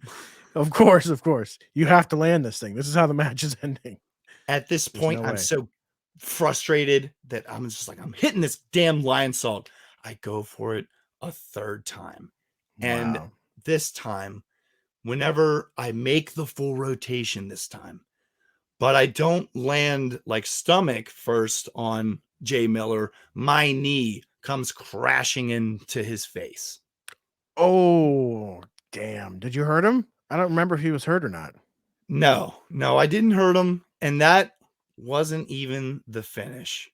After I botched the third lion salt, I grabbed him, pulled him into the middle of the ring, and put him in the figure 4 leg lock, and he tapped out. But that was supposed to be the finish, right? The lion figure salt? 4 leg lock was. Oh, okay, the figure 4. Okay. Well, how much sense does that make? Let me hit one lion salt on you, and then and I never worked his leg. I mean, brother, guys, any workers that listen to this show, this match was the shits. So because of me, because I filmed it, this made it to Botchamania. It wasn't your fault. We had a falling out with Jay Miller in real life. Yeah. Jay took that footage of the lion salt and sent it to Botchamania. Oh, he's the one who did that. I never even knew that. That's crazy. Yeah, that bastard sent it, and Botchamania was like, "This is gold." The next episode, it was aired. How long did you spend thinking about the time that you attempted 3 moonsaults, or lion? I keep calling them moonsaults, but lion salts are similar, I guess. But lion salts, like how often did you think about this, and did it bother you? No, I was pissed, and I went straight to you, and I was like, "Bro, that's your footage. You own the copyright to that footage." I don't even know if that's a real thing, but that's what I was telling you at the time. They didn't get permission for me to use it. No, dude, you sent an email to the Matthew who runs Botchamania, and you threatened to sue him. Yeah, people take suing seriously. I had no money to sue, so I could have never actually done it. But at the time, And it worked. He took it down, but to really stick it to me, he re-uploaded the episode without the footage. But it was called, let's say it was Botchamania 40. I don't remember which number it was. It was one of the earliest episodes of Botchamania. I remember that. But it was like Botchamania 40 non-Trey Blaylock version. Oh, so they're just rubbing it in. So now my name's in the title. Yeah, that's a bit childish. Yeah. So I know that wrestlers talk to each other in the ring as they're in the middle of a match. So did Jay say anything as you were attempting these moonsaults, or did you tell him I'm going for it again, or did you guys have any dialogue? Like, I think after the first botched lion salt, because I believe I was still landing on him. I think I was like knocking the wind out of him or something each time I was rattling him. he was like passed out by the third one. Yeah. Yeah, that's crazy. Oh, I mean, but now people kind of look at being on Botchamania as kind of a somewhat, not of an honor, but like, you know what I mean? It's like not as bad these days. It's not looked at the same way, I don't think, right? No, yeah. I mean, I'm in the same class as Ric Flair, Hulk Hogan, Bret Hart, you name it. Everybody's botched. Everybody, yeah. Yeah. I mean, Sid Vicious jumping off the top rope and shattering his leg and breaking it in two. Everybody's done it. Yeah. I'm just very glad that we got the Botchamania section of this podcast out of the way. Yeah, now the embarrassment's over and it can die forever. We never have to talk about it again, right? Exactly. What's the next exciting thing to happen, Mike? Yeah, so June 24th, 2007, you're actually doing an event, Pro Wrestling Element 0260. So is that 0260 the name of the show then? Name of the show, yep. Yeah, so, and Chris Jericho is coming to Martinsburg. This is Chris Jericho's last appearance before and going back to the WWE with the, I believe, what return was this? This was like the Matrix-y countdown. You remember that? Yeah. Oh, yeah. When he was returning to, of course. Yeah. So that was this return. It was, yeah, he returned to the WWE 5 months after this event.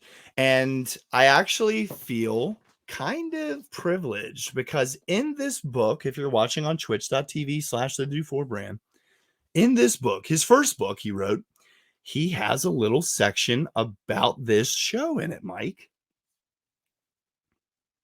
You're muted. So you actually made my bad. So you actually made it on into his book, Not my name specifically, but whatever happened. yeah, I mean, he says plain as day in the book. He says, so at this point in my career, I did a independent wrestling show in Martinsburg, West Virginia, that was so poorly ran. None of the wrestlers were trained. Like all this stuff. Like he was shitting on it.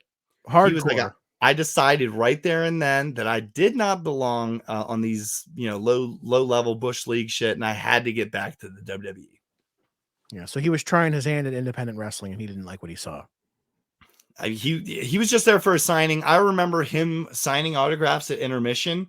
Before intermission, there was 700 people in the crowd, which at this point was the biggest crowd. Pretty big crowd for a show, independent show. I mean, 700 people for Chris Jericho. That's pretty good. There was other names booked too. There was Daphne from WCW. Ring of Honor had sent Delirious there. So you did you actually meet Jericho at this event, or did you get an autograph, or you didn't have any? Did you have any interactions with him? The very next day on MySpace, I see every single wrestler that was booked on the show. They got a picture with Jericho. I never met Chris Jericho that whole night. Oh, that's terrible. No, whenever I was breaking in, my trainers really just nailed it in my head. If you're on the same show as a name that night, they're on the same level as you. You don't need to be marking out, taking pictures with them and stuff. And I really regret not taking really any pictures with any names my whole career because of that advice. Because the same guy who told me that advice, he posts pictures of himself with guys he's met over the years all the time. One of those do as I say, not as I do situations. And also, I don't think that Chris Jericho would like to hear that any of you guys were on his level. Like, I don't think that he would feel the same way. Yeah, that's the deciding factor to go back to the WWE. But on this show, I was booked in a 6-man tag match. It's myself with a tag team called Parental Advisory. Both of these guys they had good gear, but they were really out of shape. And they were from like a really rednecky part, like a real poor rednecky part of West Virginia, which most of West Virginia is, the shits. But these guys, they came straight out of the trailer park. They look like shit. And I had the team with them. Oh, that's unfortunate. And our opponents that night was Ray Velasco, who would turn into my tag partner a little bit later. Prodigy, who passed away a couple years ago. Just a real quick sidebar on Prodigy. He was a really big, intimidating guy. And I think that he was just a year or two away from making it big. Anybody who remembers Prodigy from the tri-state area, you remember Prodigy. He was a very intimidating factor, and he always took care of me. He was always happy to see me, and I loved running into Prodigy. Please rest in, well, don't please, but rest in peace, Prodigy. Yeah. And the third person on that team was Eric C. Jones. You have any questions, Mike? Yeah, so Prodigy, that name rings a bell. Is that, was he ever on the UCW show? He was. I think I met him. That's former crazy. UCW champion. I didn't know that he died. I just learned that right now. That's crazy. Yeah, from my understanding, he was in a really bad motorcycle accident, and it was a lot worse than what they thought it was. He ended up dying in the hospital. Damn, that's terrible. Yeah, I remember meeting him. I met a lot of the guys that you mentioned throughout the show. But yeah, so back to what you were saying. Yeah, so the 6-man tag went off without a hitch. One cool thing that happened was the brother of the promoter, Jared Lancaster, that was the promoter for this. He had a twin brother named Jason Lancaster, who was also a wrestler. And Jason saw that I was getting booked onto the show, and he didn't want me to, look. My wrestling gear wasn't that great at the time. So he pulled me to the side on the event before this event and said, here, take this. And he handed me a singlet that he used to use whenever he was smaller. He says, I think this will fit you. So try it on. And the singlet that he gave me is the singlet that I still wear to this day whenever I wrestle. Wow. So it obviously fit pretty well then. Yeah, 15 years I got out of that damn singlet. That's pretty good. And those things must last a while. Yeah, so I really appreciated that. Shout out to Jason Lancaster. He was always very nice to me. But after the event was all said and done, I did, once again, I'm getting heat because I did not help tear down. Oh, you know, what's interesting about the tearing down is that I don't know if I did it for both shows, but I definitely did it at one. I helped tear down the ring. Nobody asked me to. Obviously, I was just there kind of as a guest, you know, just doing stuff. So I wasn't like expected to or anything, but I saw people just start carrying stuff out. So I just started helping people carry planks of wood to the trailer. It just felt like something to do. And you didn't even have the decency to do it. And you're in the business. Nah, I said, fuck that. You're like Chris Jericho was on the show. And I'm on the same level as him. You want me to tear down this ring? Brother, surely you have some other guys to do this. Get some trainees or something. One of the things that was noted about this whole deal of, it wasn't just me, it was a couple other guys, but I specifically got called out for it. There was a gentleman wrestling on that same show named Chance Prophet, who wrestled a lot for the NWA. He's a former NWA, I think, United States champion. He was literally about to get signed to a major promotion back in the day before he broke his leg. He was there, though, and he was mentioned in these MySpace posts about, oh, the guys weren't helping. Whenever you got a guy like Chance Prophet helping tear down, you know that's bad. And these fucking guys who wouldn't help tear down shouldn't be allowed to come back. And brother, I wasn't allowed to come back. Dude, the heat just follows you wherever you went. I made a lot of mistakes during this period of my career. Yeah. Well, I mean, everybody makes mistakes, but are you like, and when you go to an event now, do you help tear down? Is that still something that you do or you're expected to do, or how's that work? Yeah. At the World Domination Wrestling Alliance where I work at, I'll help at the end. They have a lot of new guys though. Most of these places I've been told not to help tear down and set up. You've also been doing this for a long time. So yeah. But, if you go on Facebook or Twitter or anything like that, they always share the picture of Luke Gallows holding ring ropes over his arm. And they're like, if Luke Gallows can help tear down, you can too, brother. Yeah. So you're not invited back. You're done with them. Sean Andrews, the owner, asked you not to come back. What's next for you? It's September. You went back to UCW? Back to UCW. Yeah, so they had an event September 15th, 2007, and this is actually where you got your first concussion. Yes, and it's also my first title match. Oh, what title was it? The UCW Light Heavyweight Championship of the world. Of the world, wow. But the champion is Playboy Stevie Styles. It is a triple threat. This other guy, AC Storm, that name does not ring a bell at all. I actually barely remember this match because of the concussion. So here's how the concussion happened. I guess the match was elimination style. I eliminated this AC Storm guy. So now it's down to me and Playboy Stevie Styles, the current light heavyweight champion.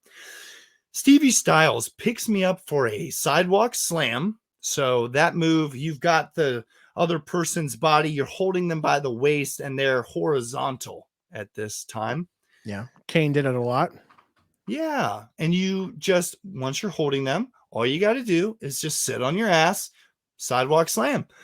Playboy Stevie Styles hits the sidewalk slam, but I don't know how the fuck he did this. He landed me, and then the back of his head came crashing into the front of my face. Oh, wow. Knocks me completely How does that out. even happen with a sidewalk slam? I'm trying to visualize how that happens. I wish I had some action figures to show you, but so needless to say, I'm knocked out cold. He pins me. The referee knows this is not the finish. Sidewalk slam. 1, 2. I don't kick out. I'm knocked out completely. Ref stops counting. Wow. Oh, you didn't kick out, and they're actually, in most promotions, they're encouraged not to stop counting, right? Now. Yeah. But this referee is like, well, I don't want to piss these guys off. This isn't the finish. 1, 2, wow, kick out. I have not moved a muscle. You're just laying there practically dead, and supposedly you kicked out. And so Playboy Stevie Styles, dumbass, he doesn't realize that I'm knocked out. He picks me up, dead weight. And I'm trying to remember what the move is called. He's got me in the air with my head tucked behind his arm. Oh, I think Sheamus does this move. I forget what it's called. What is that called? It's one of Sheamus's moves where he's got you up over his shoulder, and then I know exactly what you're talking about, but I forget. Yeah, I forget what it's called, but I know what you're talking about. He hits that move on me. I'm out cold. Referee's like, yes, that's the finish. There 1, we go. 2, 3. Damn. So you're out cold. What happens next? Like, are you able to get up yourself? Does somebody have to help you up? The next thing I really remember is sitting in a chair with the doctor sitting in another chair face to face with me. He's talking to me. He's flashing stuff in my eyes. They actually had doctors at the shows. This is Pennsylvania. So legally to run a wrestling show, you have to have a doctor there. Wow. Okay. And he opens up this white powder. Not the white powder. Party time. He opens up this white powder and he gets this little cat scooper. And he's like, now this shit's going to taste really bad, but you got to take it to the head. Cause this is this is concentrated Tylenol. Wow. So now he's dumping this powder down my mouth. I end up, and just a sidebar, I did not get my driver's license till I was 25 years old in real life. At this time, I'm like 19 years old. So I have a ride to and from the show.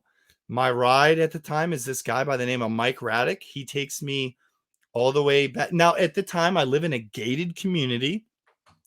He takes me to the entrance of this gated community, and I have no way inside by car, so I have to start walking at this point.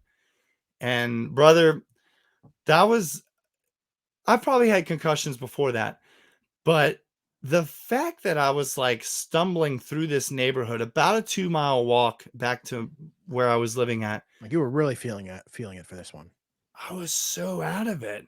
And at one point, I end up at this convenience store called Rocks.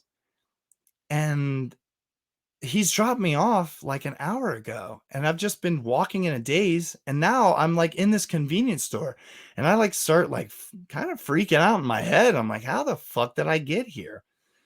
Wow. But I ended up getting home safely.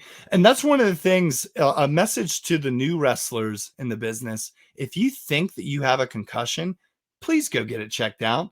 Cause I could have went to sleep that night and just never woken up. Yeah. And that's actually what they think happened to Bob Saget, as he fell and hit his head on something and never woke up once he went to sleep.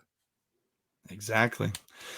So at this time, I am not finding really any luck on the independent scene. I'm trying my best, but I'm just not finding that pot of gold. And so it is now time to make, going off to chapter 8, Mike. It's time to. I actually have one more question, if you don't mind. No, go ahead. So regarding the concussion, how long did it take, do you remember, to get over the effects of that? Were you dazed for days? We talking weeks? What were you feeling for a while? Concussions are weird. I think it was a 1-day thing and I felt back to normal. But I think that's why concussions are that much more scary, because you can kind of add them up. And and sometimes it gets worse as you get more. Well, it does get worse as you get more. Yeah, I mean, I think I've had tons of concussions. But the main thing that I kind of realize about myself now is I do have short-term memory loss. That could be as a result of that. I think so. Yeah. Or at the very least, it didn't help. Yeah. And there's, I don't know, my focus just isn't that sharp. So I feel like I should probably donate my brain to science after all this shit's done. There you go. So you felt like you used to be sharper, is what you're trying to say, and you might suspect a decline, possibly. Yeah. Yeah. Okay, so you and your childhood friend and fellow wrestler Ray Velasco, you guys decide that you're going to start a tag team, and you call it Coast to Coast, and you're going to this promotion called House of Pain. So why don't you pick up from there and talk about that? Sure. We both weren't finding any bookings, Ray Velasco and myself, and we were still really good friends. I would see him all the time, talk to him all the time.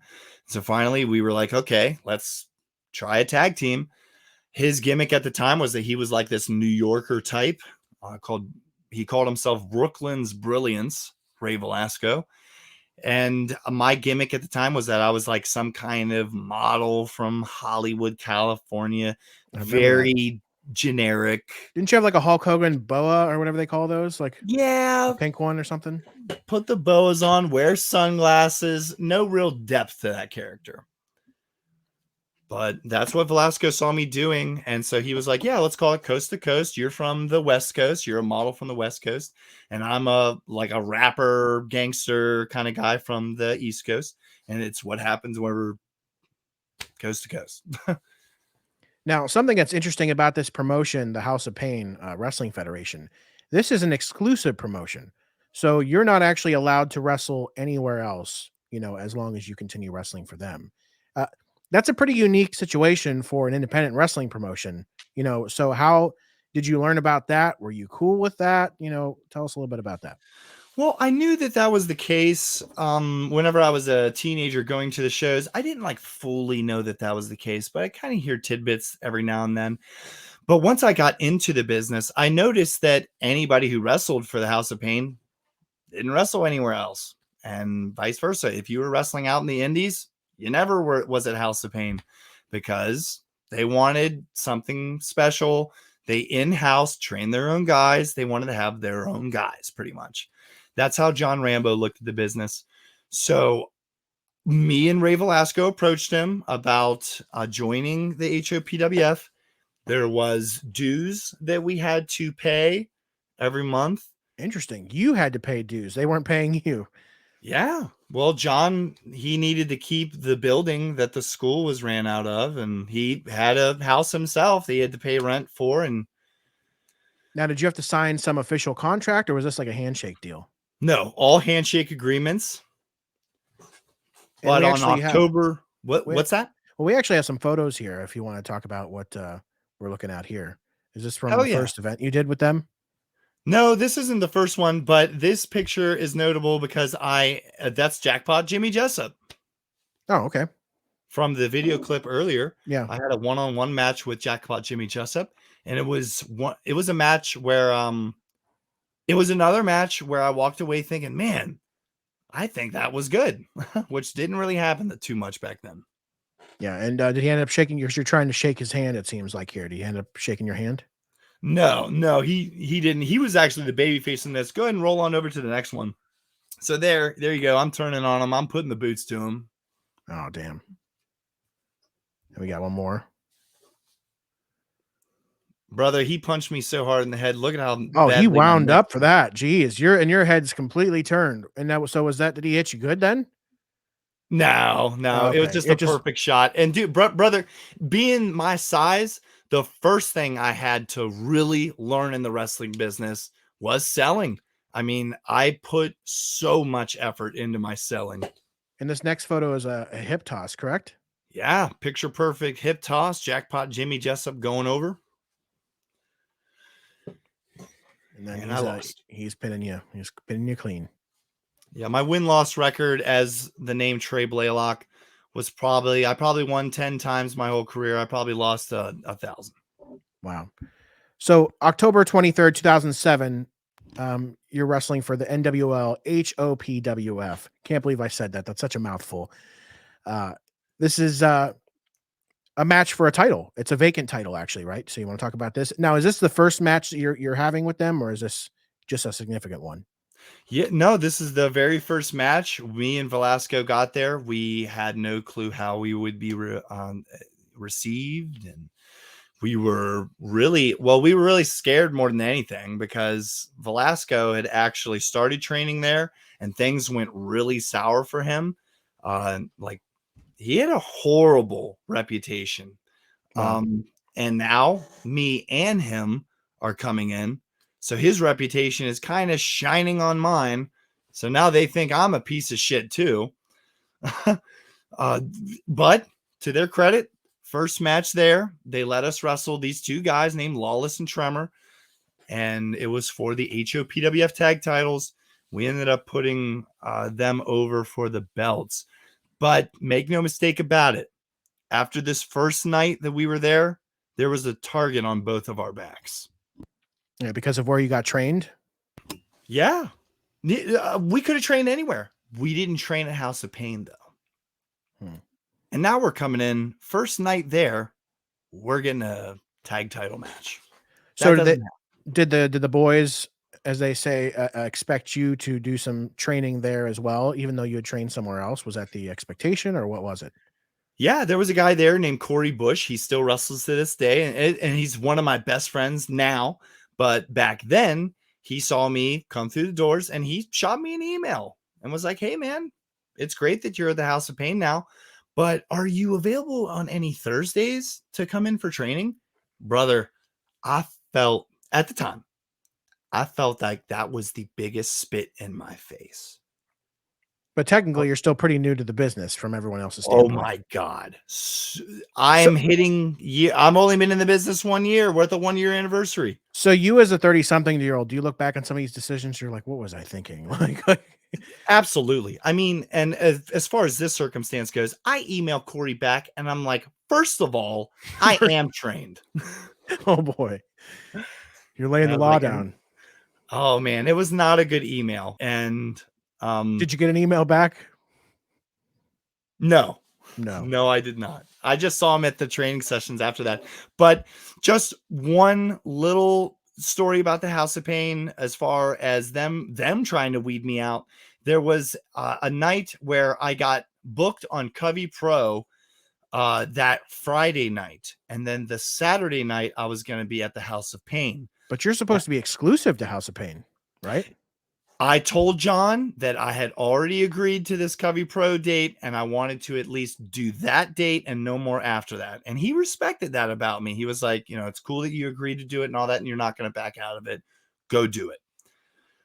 Well, that night I botch a lion salt at Covey Pro. You and those lion salts. If you could imagine that.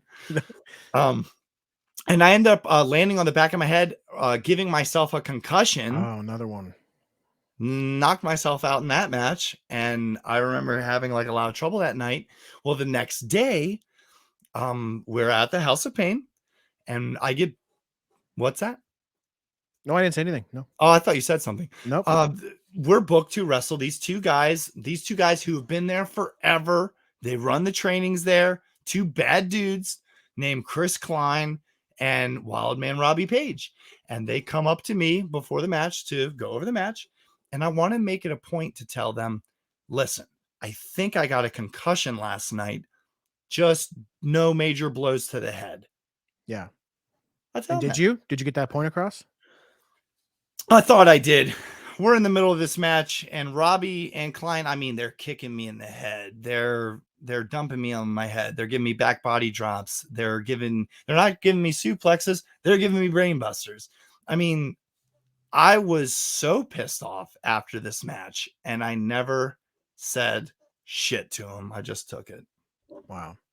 So and this was a time when you were just expected to suck it up and just keep moving forward, no time off type of thing. So, you had a concussion and you're going into this and going to wrestle, which nobody would advise today, It's super fucked up because it's like, listen, hey, I'm giving my body to you. Watch my head. Yeah. And you're literally, and when you're in the ring, you're trusting these guys with your life. Like, yeah. Right. Yeah. I mean, it's tough to think about. I'm actually, one of my best friends today is Wildman Robbie Page, and me and him joke about that. He'll even tell you back in those days, that was a common thing. People were getting fucked up all the time in wrestling. Yeah. So you had a barbed wire match there as well. Was that before or after this concussion? This was after.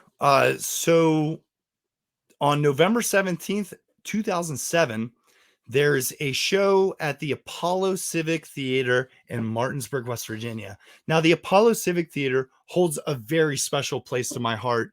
It was a major venue for wrestling. I saw Gangrel, Tony Atlas, all these guys at the Apollo Civic Theater. And now I'm wrestling for the NWL HOPWF, and they have an Apollo show, but I am not booked on it. But I'm still there. I helped set up. And it's before the show. And John Rambo is doing the pre-show meeting. So I'm standing there. I know I don't have anything. And John says, there's been a little, something's going on. One of the guys can't make it tonight for the main event. So a spot just opened up in the main event, the barbed wire match. Wow. But it's a main event. Yeah. At the Apollo. And so are you excited, or do you heard barbed wire and where you were a little freaked out? Well, at this point, nothing yet. But then he's like, well, I'd like to offer it to that spot to anybody. Does anybody want that spot? Brother, I'm the only one who raises his hand because Really? at this time, John Rambo is like a hardcore legend in the area. Oh, he's known for some shit. Oh, he's had some blood baths. Nobody else wanted to be a part of that. And there's another guy involved in the match named Brent Rage. He's a pillhead. So he's probably going to be fucked up in this match. Nobody wants to work with him. And the third guy in the match is Blackhawk, who's another guy who started in like 1990. So he's been wrestling forever at this point, which is a total honor. I love that Blackhawk is in this match.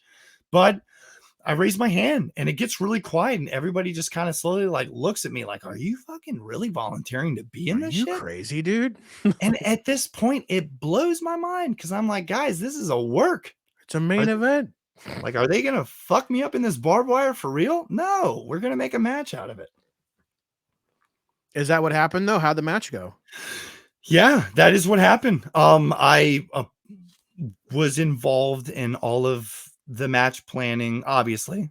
Did you bleed? Take some barbed wire to the head or anything? No, it was just really cool to like be a part of the creative process from John Rambo, because John Rambo, he wrestled in Portland, Oregon, on TV for Portland Wrestling back in the late 80s, early 90s, whenever they were on TV. He wrestled with like, he was on same shows as like Eddie Guerrero and stuff like that at one point.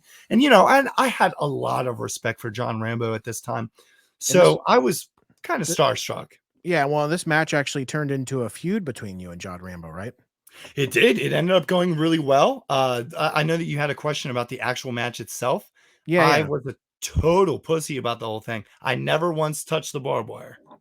Oh, no, not even one time. So no, I threw John Rambo into it, I think twice, and I think I got my hands on Brent Rage and threw him into the barbed wire, but they never made me do it. How do you feel like you did in that match, main event spot, and also who won? Well, at one point in the match, John Rambo gigs, and he has now sliced his forehead open for some extra dramatics to the match. And he tells me to give him a punch to his forehead to kind of get the blood to go. That's an old school thing. You just give a little snug punch to where the cut is, blood will start flowing. I don't know that though. And I throw this working punch to his forehead and it does nothing. Yeah. And so at this point, I kind of connected. He was like, no, lay it in. And brother, I just went boom on his forehead and just blood. It was a crimson mask immediately. Wow. And he was like, all right, that's good. That's good. That's good. No more. Stop. No more. So, I walked away from that match feeling really good about it. And it turned into John wanting to do a program with me and Velasco. Wow. So did you take that as an honor? Yeah. I kind of couldn't believe that I was like in this position, used to pay for a ticket to go to these shows. And now I'm working with the promoter in the main event, like at the Apollo Civic Theater. It's honestly one of the highlights of my whole wrestling career. Yeah. But at some point, John asks you to do something. Oh God. Yeah, he does. So, one of the things about the House of Pain is that there's a move called the House of Pain Wedgie, and it's John Rambo's finishing maneuver. Whenever he doesn't like really respect his opponent, he'll beat you with the House of Pain Wedgie. And he approaches me before one of the roadshow. This one was in McConnellsville, Pennsylvania, and he says, "For the finish tonight, I want to give Blaylock the House of Pain Wedgie. But what I want you to do is hop back in the car, go down the road to this Walmart, and get some pink frilly women's underwear." And so you were gonna wear that as your wrestling attire, or what? Or It was what? going to be underneath my tights. So whenever he Underneath, went to okay. do the wedgie, it's like, oh, he's wearing fucking pink panties or whatever. Yeah. And this is another moment where my ego needed checked. I should have just done it, but we went to the Walmart. You know, we at least got in the car and went, and we came back with nothing. I was like, John, I couldn't find it anywhere. I thought he was trying to like really like goof me or bury me, and that was our Is it last true match. you couldn't find anything? No, I absolutely could have, but Yeah, I'm sure they had that somewhere there. that was enough for me at this point in my career where I no longer wanted to work there. And it was a return last night. to the Indies after this. Yeah. And we actually have photo 8 here. Yeah. Do you want to talk about this?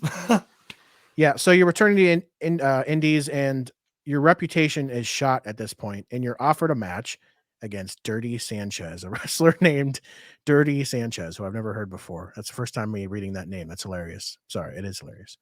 And are you scheduled to go over, or what's going on with the story there? Why don't you pick it up? And Well, I am scheduled to go over. I was going to talk about this shoot interview real quick. But let me talk about this shoot interview real quick. Yeah, For yeah. you guys that are watching on twitch.tv/ the Do4 brand. Plus, I'll be able to clip this up too.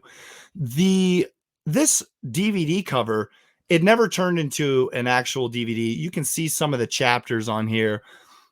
Paying your ring dues, how to gain the perfect tan.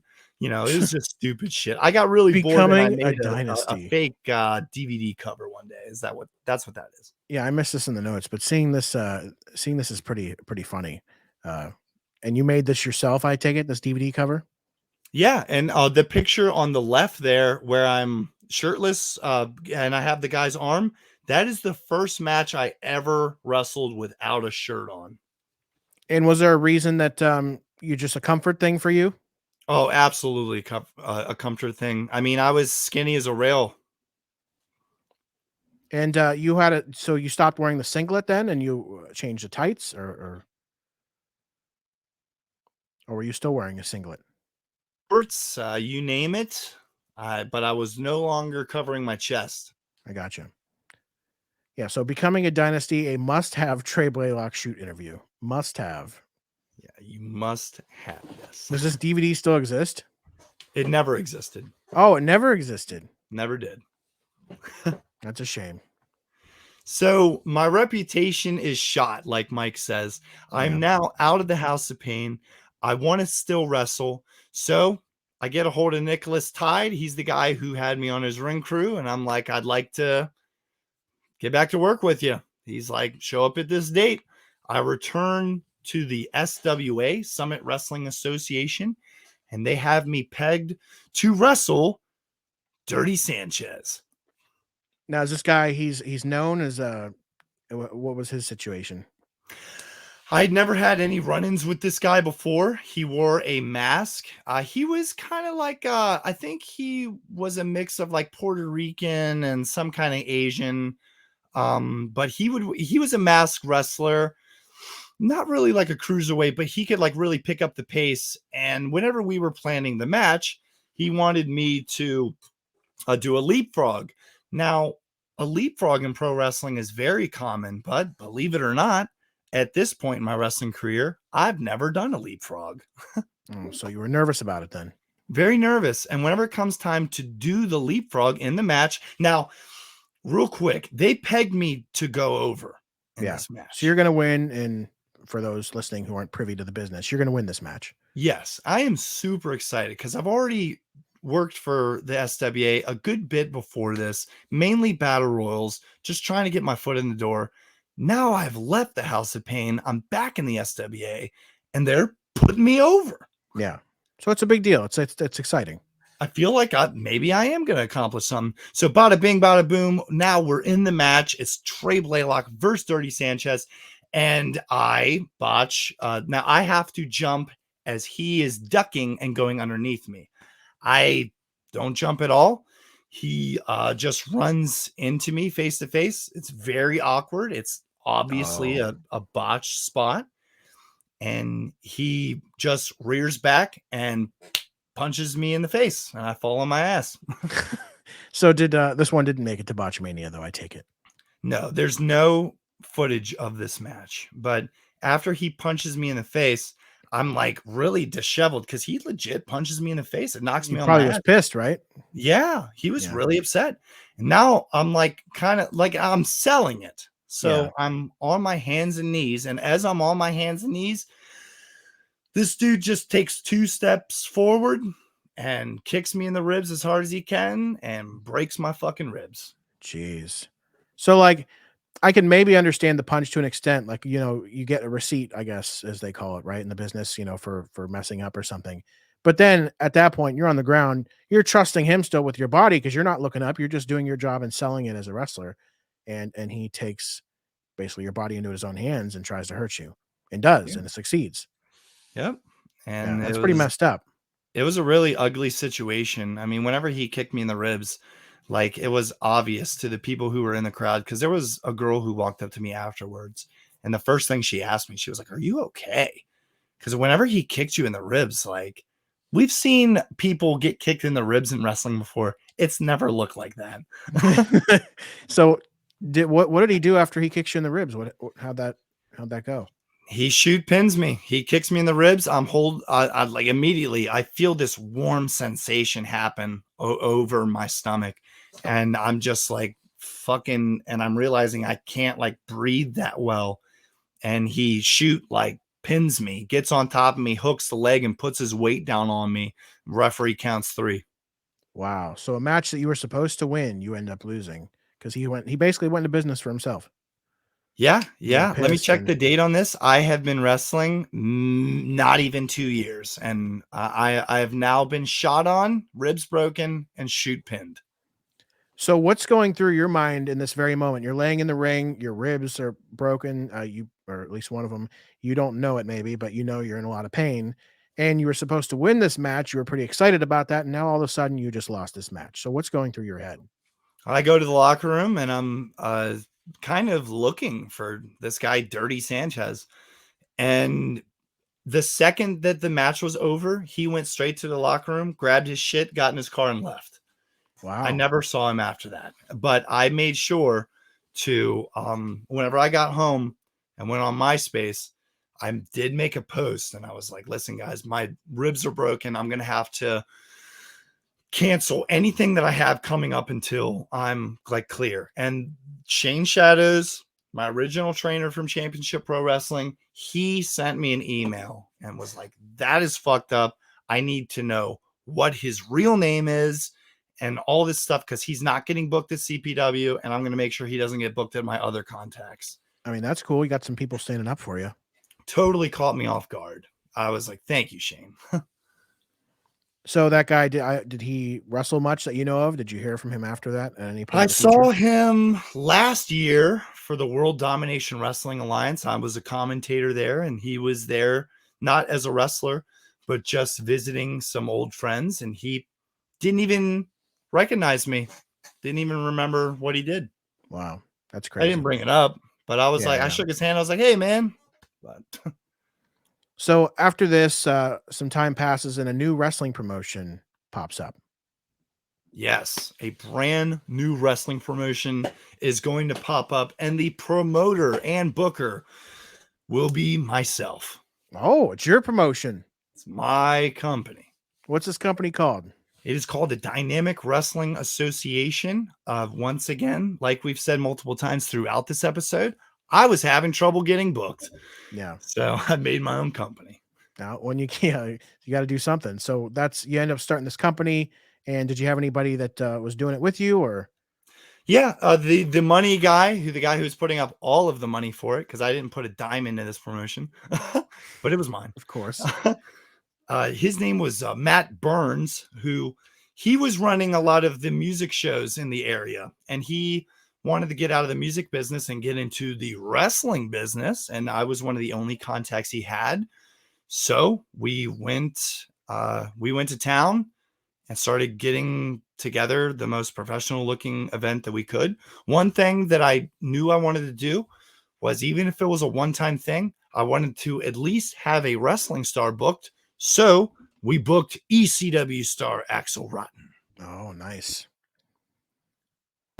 Which ended up being a total fucking mistake. Oh, why? Did he have problems with him? Absolutely. Well, did you guys how many events did you run? This was the only event we ran. Okay. And do you get a time frame? What year was this? 2008. 2008. Okay. Now, ECW star Axel Rotten, we have him pegged to be on the show. He tells us that another local guy who goes by the name of Jimmy Dream, who wrestled for the WWE, as James Ellsworth. Now, had he been James Ellsworth at that point or not yet? He was Jimmy Dream all the way up until he did James Ellsworth for WWE. Okay. So this Jimmy Dream guy calls me and is like, hey, man, I'm the one bringing Axel Rotten to the show. He's in a tag team with this other guy. I won't name that jackass's name either. But they're like, hey, we'd like to get booked onto the show. And I was like, I'd only like to have one tag match on the card. And that's my match. I'm in a tag team. And so I'm very sorry, but we don't have anything for you.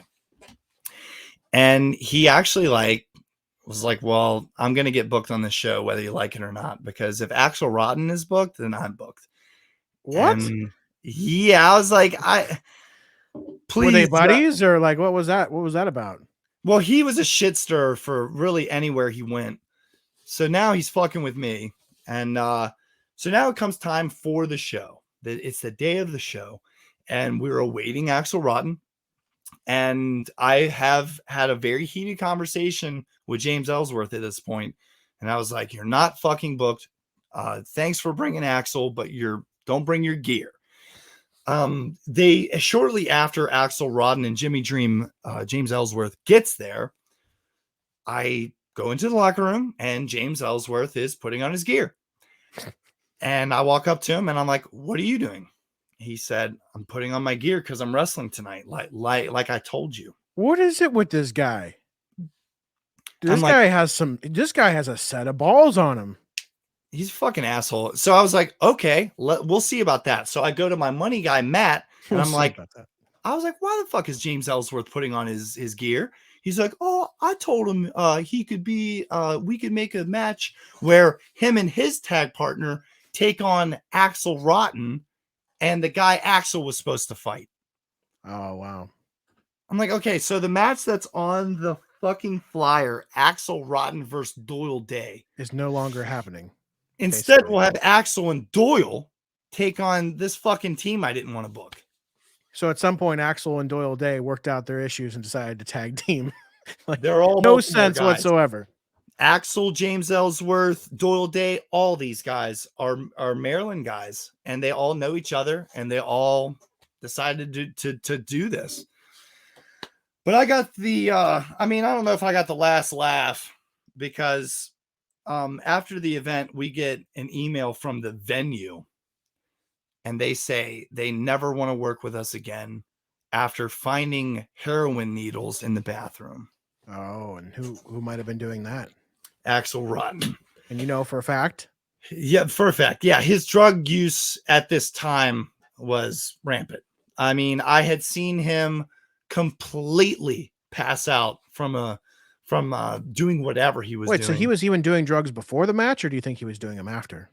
He was trying to be. I never saw him do it, but you got crazy. A heroin addict on your show. Who did heroin? Yeah, really. That's crazy. So you lost the venue because of that. Couldn't go back. Yeah. They said with strict no drug policy. We found drugs in here. Thanks. See you later. But that wasn't your fault. Like, how can they pin that on you? That wasn't really. It's not like you did the drugs, but because you're the promoter, I guess it falls on you.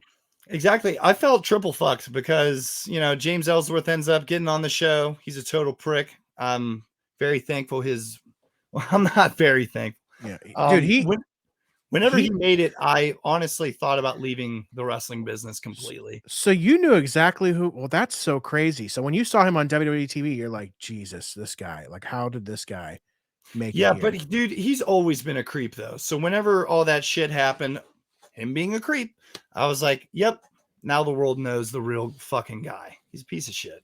Dude, he had so much balls, like just saying, "Oh, I'm gonna get booked." Like he just He's a shows up, total- putting on his gear, like dude doesn't take no for an answer. So if he doesn't take no for an answer in business, imagine what he doesn't take no for an answer for in other situations in his life. You know what I mean? Bada bing, bada think we boom. all And know he it. was at UCW at Undisputed Championship Wrestling. He would wait for one of the workers to go out and have their match. And while they were having their match, James Ellsworth would take the guy's girlfriend off and go do stuff with her Wow. while the guy was wrestling. Like a real sunny Chris Candido kind of situation. That's so fucked up. Ugly ass no chin James Ellsworth is banging other wrestlers' girlfriends while they're having matches. That guy had no self-respect, no what. That's so crazy. How the fuck did this guy make it? That's what I want to know. I hope he never gets booked anywhere. Yeah, well, if you look on Twitter, people still talk about it all the time. Maryland Championship Wrestling recently used him, and they had to keep deleting posts and stuff because people were talking about how much of a piece of shit Ellsworth is. Well, he is. Sounds like it. And that was one of the last things that really happened before I took an indefinite walk away from the wrestling business. Yeah. So at your end of your time at SWA, were you the champions at any point? Were you tag champions? Yeah, we ended up winning the SWA tag titles on 2 different occasions. And at this same time, a different promotion, Victory Championship Wrestling, we were their tag champions. So I was and I was a tag champion for 2 different companies at the same time. So that felt really cool. Yeah, that's cool. And this was with Ray Velasco, the Coast to Coast. Yeah. Yeah. Yeah, we were trying our best he was kind of getting us kicked out of places and stuff, and he would no-show some events too. So that's not a good look. Yeah. Amongst other things, I'm actually me and Ray Velasco are not friends anymore to this day. Yeah. We won't get into some reasons why. Yeah, we won't discuss it on the podcast, but you told me why, and it's pretty messed up. Yeah. Yeah. So at the very end of my run here, it's about 2010. We're going to be kind of closing in on the podcast here. I was the SWA tag champion, and the booker approached me about doing an angle with the referee. So they wanted the referee, Lloyd Dolan, to get involved with an angle. Yeah. Was he a wrestler as well, or what? No. Okay. That's weird. And he's got like body he's a really big guy, and he's short, and he's not mentally handicapped, but he has some kind of mental issue that affects his speech. He passed away. Oh, wow. So rest in peace, Lloyd Dolan, as well. But the promoter approached me and said, we want you to have a non-title match against Lloyd Dolan and his partner. And we want the finish to be Lloyd Dolan. This guy's about 280 pounds. Big, fat, sweaty guy. We want Lloyd Dolan to give you a stink face. No. Oh, no. Did you say no, or did you have to do it? I said, not only is that a hard no, but oh yeah, the match is now a title match, and I am not requesting, but I'm telling you that we will be dropping the titles tonight, and this will be my last night with this company. Why the hell do they want to put you through that? And It was the blind leading the blind. There was no veterans on the roster, really. There was no guidance. This was a very poorly ran promotion. Wow. So you I ended was up. probably, but Mike, I was the most experienced guy on the roster. Oh wow, that's saying a lot. Be nice. Be nice. Sorry. Well, so- this company was the shits. That sounds like it. No, I'm just kidding. I don't know. I wasn't there. But okay, so like you're tag team champions for a couple promotions here at the end. You end up losing both championships at some point. And what was like the deciding factor for saying, okay, it's time to take a break? I'm not going to do this for however long. I mean, the weekends would come, the Saturday would come for shows, and I'd just be like, okay, no butterflies, no nothing. Just No, let's go try not to get fucking hurt. Yeah. And that's probably not very fun because you're dealing with people that just aren't trained very well, is essentially what the problem is. Some guys are straight from the yard because they know somebody, and now they're in the ring with me. That's a dangerous situation, though. Yeah. It really is. And I'm getting older. I'm getting more mature. I'm kind of realizing that I'm not getting any younger. And if I'm going to do this, I got to really give it a real shot. Yeah. So you lost your passion for it. You lost your smile essentially for a time. And keep in mind, this is only part one. The part two is the next episode where we're going to actually dive into the rest of your career. I should say the second half, but it's not over yet, but just the following years and what else transpires. But so I'm looking forward to hearing next week and what else happened and how you got back into it. Me too, man. Travis Dufour Show, episode 3, next week, Friday, live at 7 p.m. Eastern on twitch.tv/the Dufour brand. We will be going into years 2012 to now, the career of Travis Dufour. We really hope that you join us for that and follow us on all social media platforms at the Dufour brand.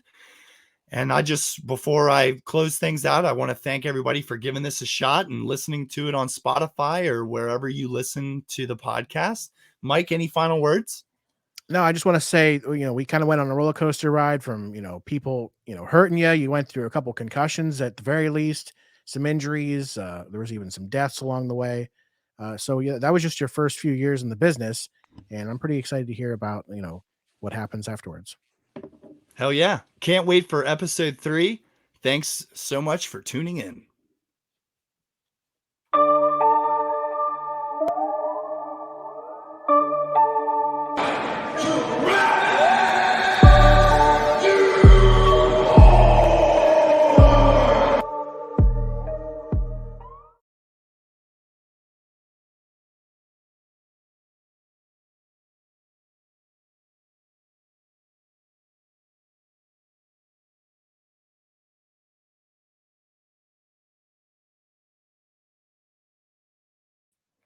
And we are back. Well, it's just me right now. Now that the actual show's over, the Travis Dufour show has come and gone. We thank you very much for watching live, and we're still live because this is the after show. And I think Travis Dufour took a slight little break, but he'll be back hopefully momentarily. But certainly was an interesting story getting to hear, because a lot of these stories I'm hearing for the first time. I've known Travis for many years. There was a period of time where we weren't really keeping in touch too much, but I've known him, all the way back into his very, very, very early days when he was wrestling, like in 2007, 2008.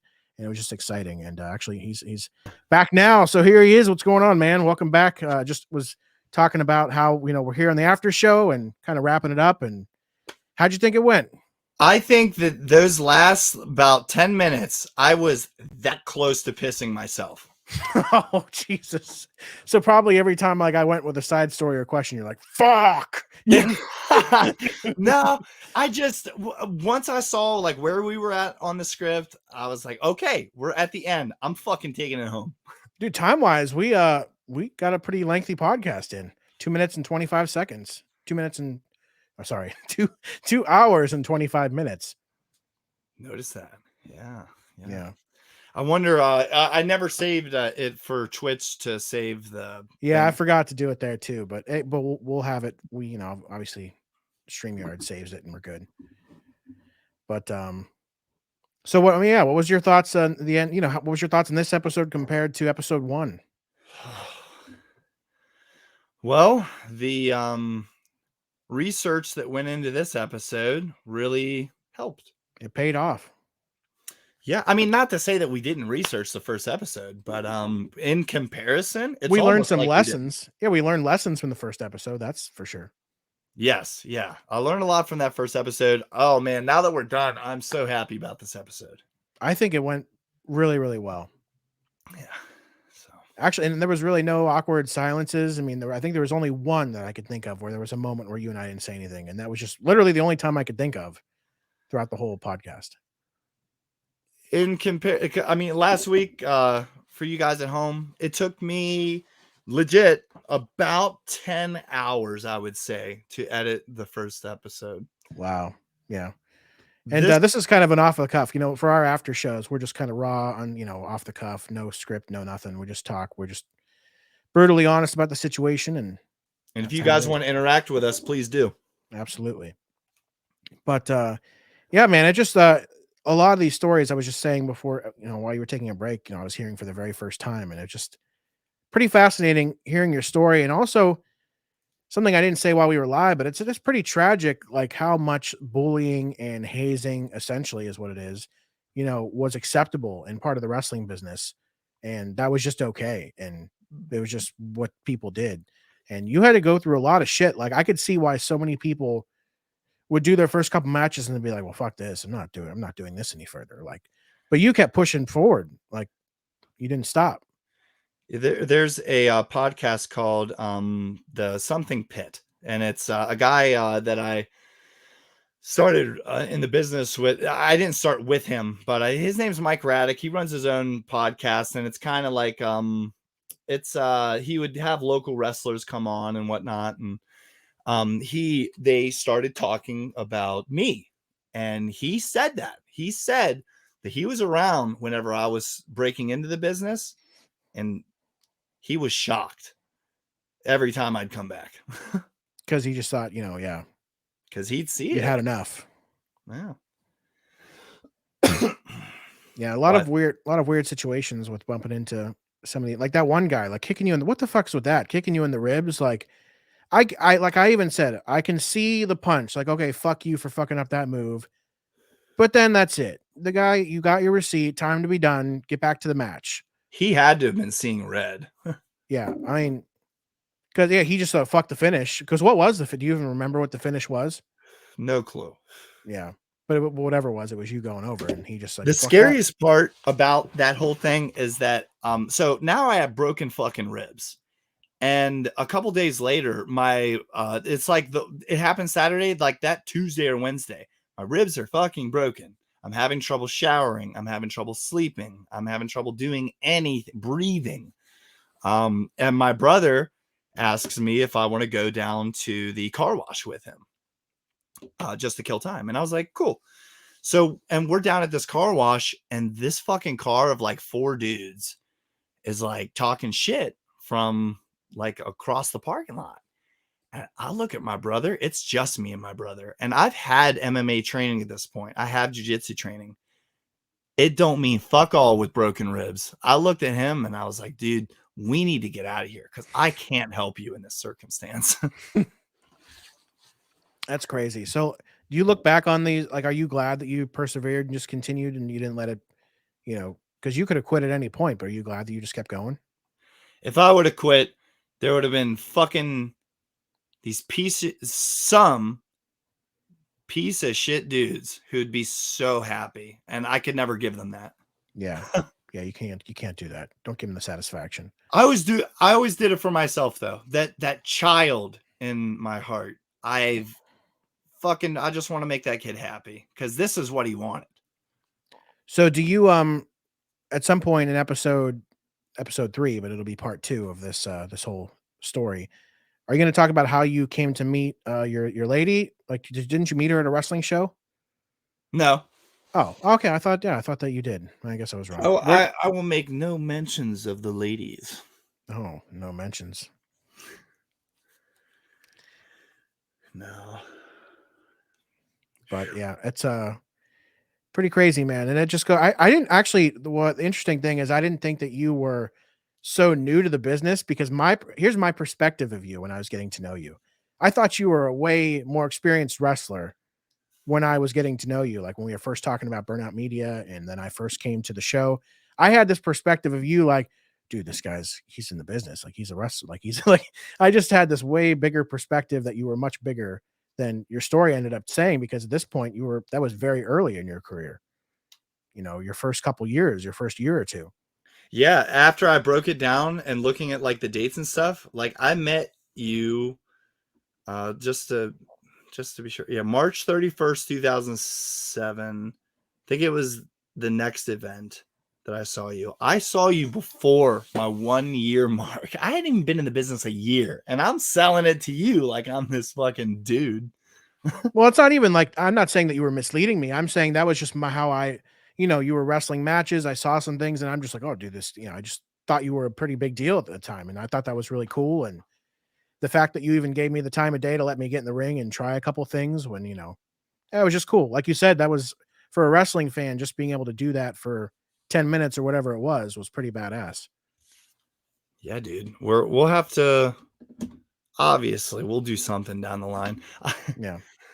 Well, I'd like to. I've been talking about it for years. I want to get in shape. Like I did it before. I lost almost 100 pounds when I lived in Los Angeles, and not that I was skinny, but I was looking good and in better shape. I got to get back into that mindset again, and because I'm not happy being fat. I really hate it, but yeah, that's the doing. Thing. With lots of people, they got their fitness journey. Lots of people in the world, and brother, the fitness journey is tough for anybody. Oh, for me, it's harder than it is harder than quitting cigarettes was. I smoked cigarettes for over maybe 5 years. A lot of people don't know that about me. Is it like that mental block or the mental? Yeah, because I use food as like sometimes an emotional thing. Like if I'm feeling bad, oh, okay, I could eat something to feel better, and I'll feel better for that moment. But then afterwards, I'll be like, oh fuck, I ate something. Now I'm gonna gain weight. Like it's a mental fuck, basically. But you're not just eating something; you're eating a lot of something, right? Yeah, or if it's not a lot of something, it's at least something that's bad. Okay. Because and I drink a lot of water now, but like I guess my main issues were pop and well, still my main issue is pop and fast food. Oh yeah, those two things are my downfall. Because I don't really eat like a lot of meals throughout the day, but what I will eat is not good. More than once, many times, I've seen people say, all I did was cut out potato chips and soda, and they lose a bunch of weight. Yeah, that I do have to cut out a lot of stuff. And me and the lady, we want to get back on a better track. We actually have a elliptical now, so there's really no excuse. And when I did lose the weight, the 90 plus pounds, I was doing DDP yoga religiously. Wow. Yeah. So I was a DDP yoga success story until I was feeling so good. I had such control over my body. Like I feel as weird as it might be to say, I felt every muscle in my body and I felt like I was in control of every limb. Like right now, my balance is kind of shitty. Like if I was walking around and tripped, I'd lose my balance, but like I was in full control over every aspect of my body, felt good. And as good as I felt, I don't know how I ever let myself get back into old habits, because at some point I was just like, oh, I've come all this way. I can go ahead. I can have a cheeseburger from McDonald's now because I've come all this way. Oh, well, I've come all this way. I could have a taco from Taco Bell. And then that spiral of getting back into those habits and just, oh, well, then you're doing those things every day, which is what I was doing. And, oh, I'm doing good. I'd have pop again. No, that's not how it is. And then slowly but surely you look in the mirror and then you're just like, oh, damn, I pissed literally all my progress away. So I know, like, similar, like my old lady, she'll start this journey, this weight loss journey. And, for even her, she'll get like 4 days into it. Be like, I've been doing really good. I think I'm gonna get the desserts. And I'm dude, like, that is me. I'm just like, holy shit, I've done so good. I deserve to treat myself. Like that is the worst mentality. Like, now, do you do it like quick?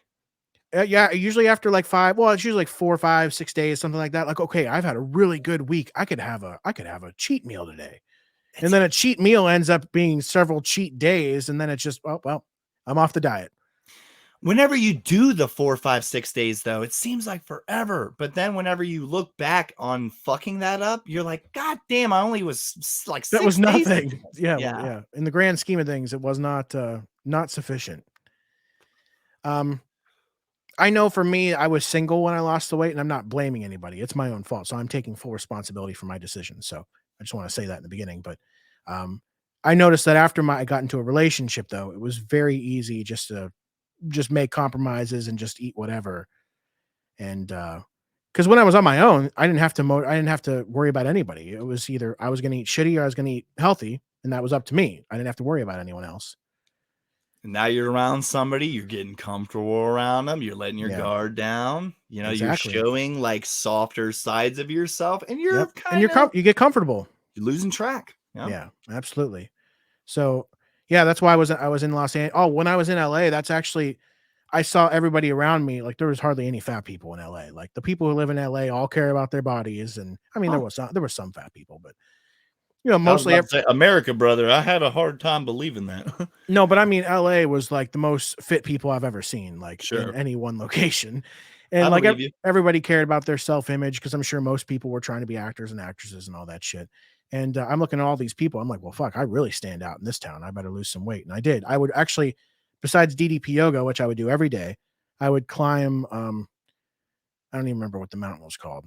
It's not even a mountain. It was just like a very, very, very big hill. Something canyon. I don't remember what it's called, but I would walk up this canyon and it was like steep incline and it was brutal. Like my first few times, maybe even more than that, walking up that thing, I would be sweating my ass off going like, I mean, it was bad. But then towards the end, as I was doing it and, you know, many times I would get used to it and get conditioned for it. And for the first time in my life in many, many years, as sad as this might sound, I actually started running. Like I was running down the hill and running up the hill a little bit. And it just felt like the freest thing in the world because as a fat guy, I never ran and I don't run right now. And you got that runner's high. Oh, yeah. Oh, yeah. Dude, it was such a high. I was running and I'm like, holy shit, I'm running. And it felt amazing. Like working out, it felt amazing. Like I felt like I could do anything and accomplish anything.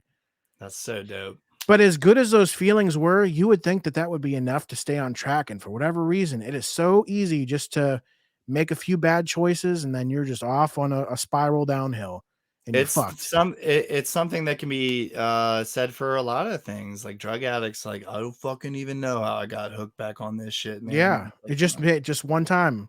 Actually, that was like that with weed for me. So I'd quit smoking weed because I'd come to the conclusion before that for me, it was just really affecting my work. Like I just wasn't really working that much because I work from home, so it's very easy to be lazy at home. And if I would just Yeah. smoke weed and just sit at home while I wasn't working, I mean, in theory, it sounds great. oh yeah, it sounds amazing, and it was still great. Like there's a part of me that really enjoyed just getting high and waking up and doing that. But then there was another part where it was like, okay, this is affecting my work. I better quit. And then I did quit for months, and I was like, okay, I feel great. You know what I could do? I could have a joint tonight because I've done so good for so long. That one joint turned into me smoking daily every day again. Because the next day I'm just like, okay, well, I felt good last night. I could do it again. Just one more. It's just the things we tell ourselves. Like it just, yeah, it could be used with anything, drugs, food, whatever it is, whatever our vice is. Yeah, I mean, and I don't know if I'm breaking any HIPAA laws, but you passed your drug test to work for the Do4 brand. I So did. that's Yeah, something. I did. Yeah, I did. No, Good for I you, haven't man. smoked in a while, so I ended up quitting again because I'm just like, okay, I just got back into it, and I have nothing against weed, marijuana. I still think it's a great thing for a lot of people, and no issues with it. And I'll probably get some on my birthday, but what I have to make sure I don't do is that after I smoke it on my birthday, the next day I can't be like, you know what, I could do that. I could do it one Let's more go get time. another bag. What? It was my birthday. It's my birthday week. I should have it a couple of days this week. And no, I celebrate the birthday weeks and all that. Fucking 7 days for one day and shit. I know how that is. yeah. So I just got to stay out of that. But yeah, it's all mental stuff. Because when I quit smoking cigarettes, that was, dude, the hardest thing I've ever done. Besides losing weight, that's the hardest. But second hardest thing was quitting cigarettes. And I just feel like if I was able to do that, why can't I just do that with the weight loss?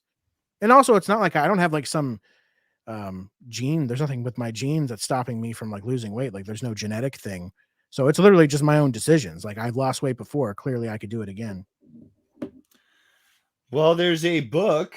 I believe it's called How to Unfuck Yourself. Is it really called that? Yeah, it's a self-help motivational book. I read it. It's pretty good. Yeah. I'll have to write that down here somewhere. Yes, put it in the old search engine. How to unfuck yourself. Just search. That's really the whole title of the book. I believe. Don't quote me on that. But I do have to make an important phone call. So we're gonna have to wrap it up. God damn it. Well, we had a good the show already ran long as it was. So, even we're at 2 hours and 43 minutes. So we did a good show, good after show. Thank you for listening or watching or whatever. And that's it. Thanks, Mike, for being a part of this journey with me, man. Yeah, no problem. Thanks for having me. Yeah. Episode 3, just a reminder, the second part of my career, you will be able to listen to these shows anywhere you like your podcasts. I wonder if we should even upload the after shows at some point. Like maybe the YouTube is like an exclusive place for the after shows. Because we'll probably touch on some real stuff, but who knows? We'll talk about that another time. Yeah, it'd be like a fun little thing. Yeah. Yeah. All right, Mike. Well, thanks, guys. Remember to follow, like, subscribe everywhere that we have a fucking social media site, which is everywhere at the Dufour brand. That's it. Thanks for watching, guys.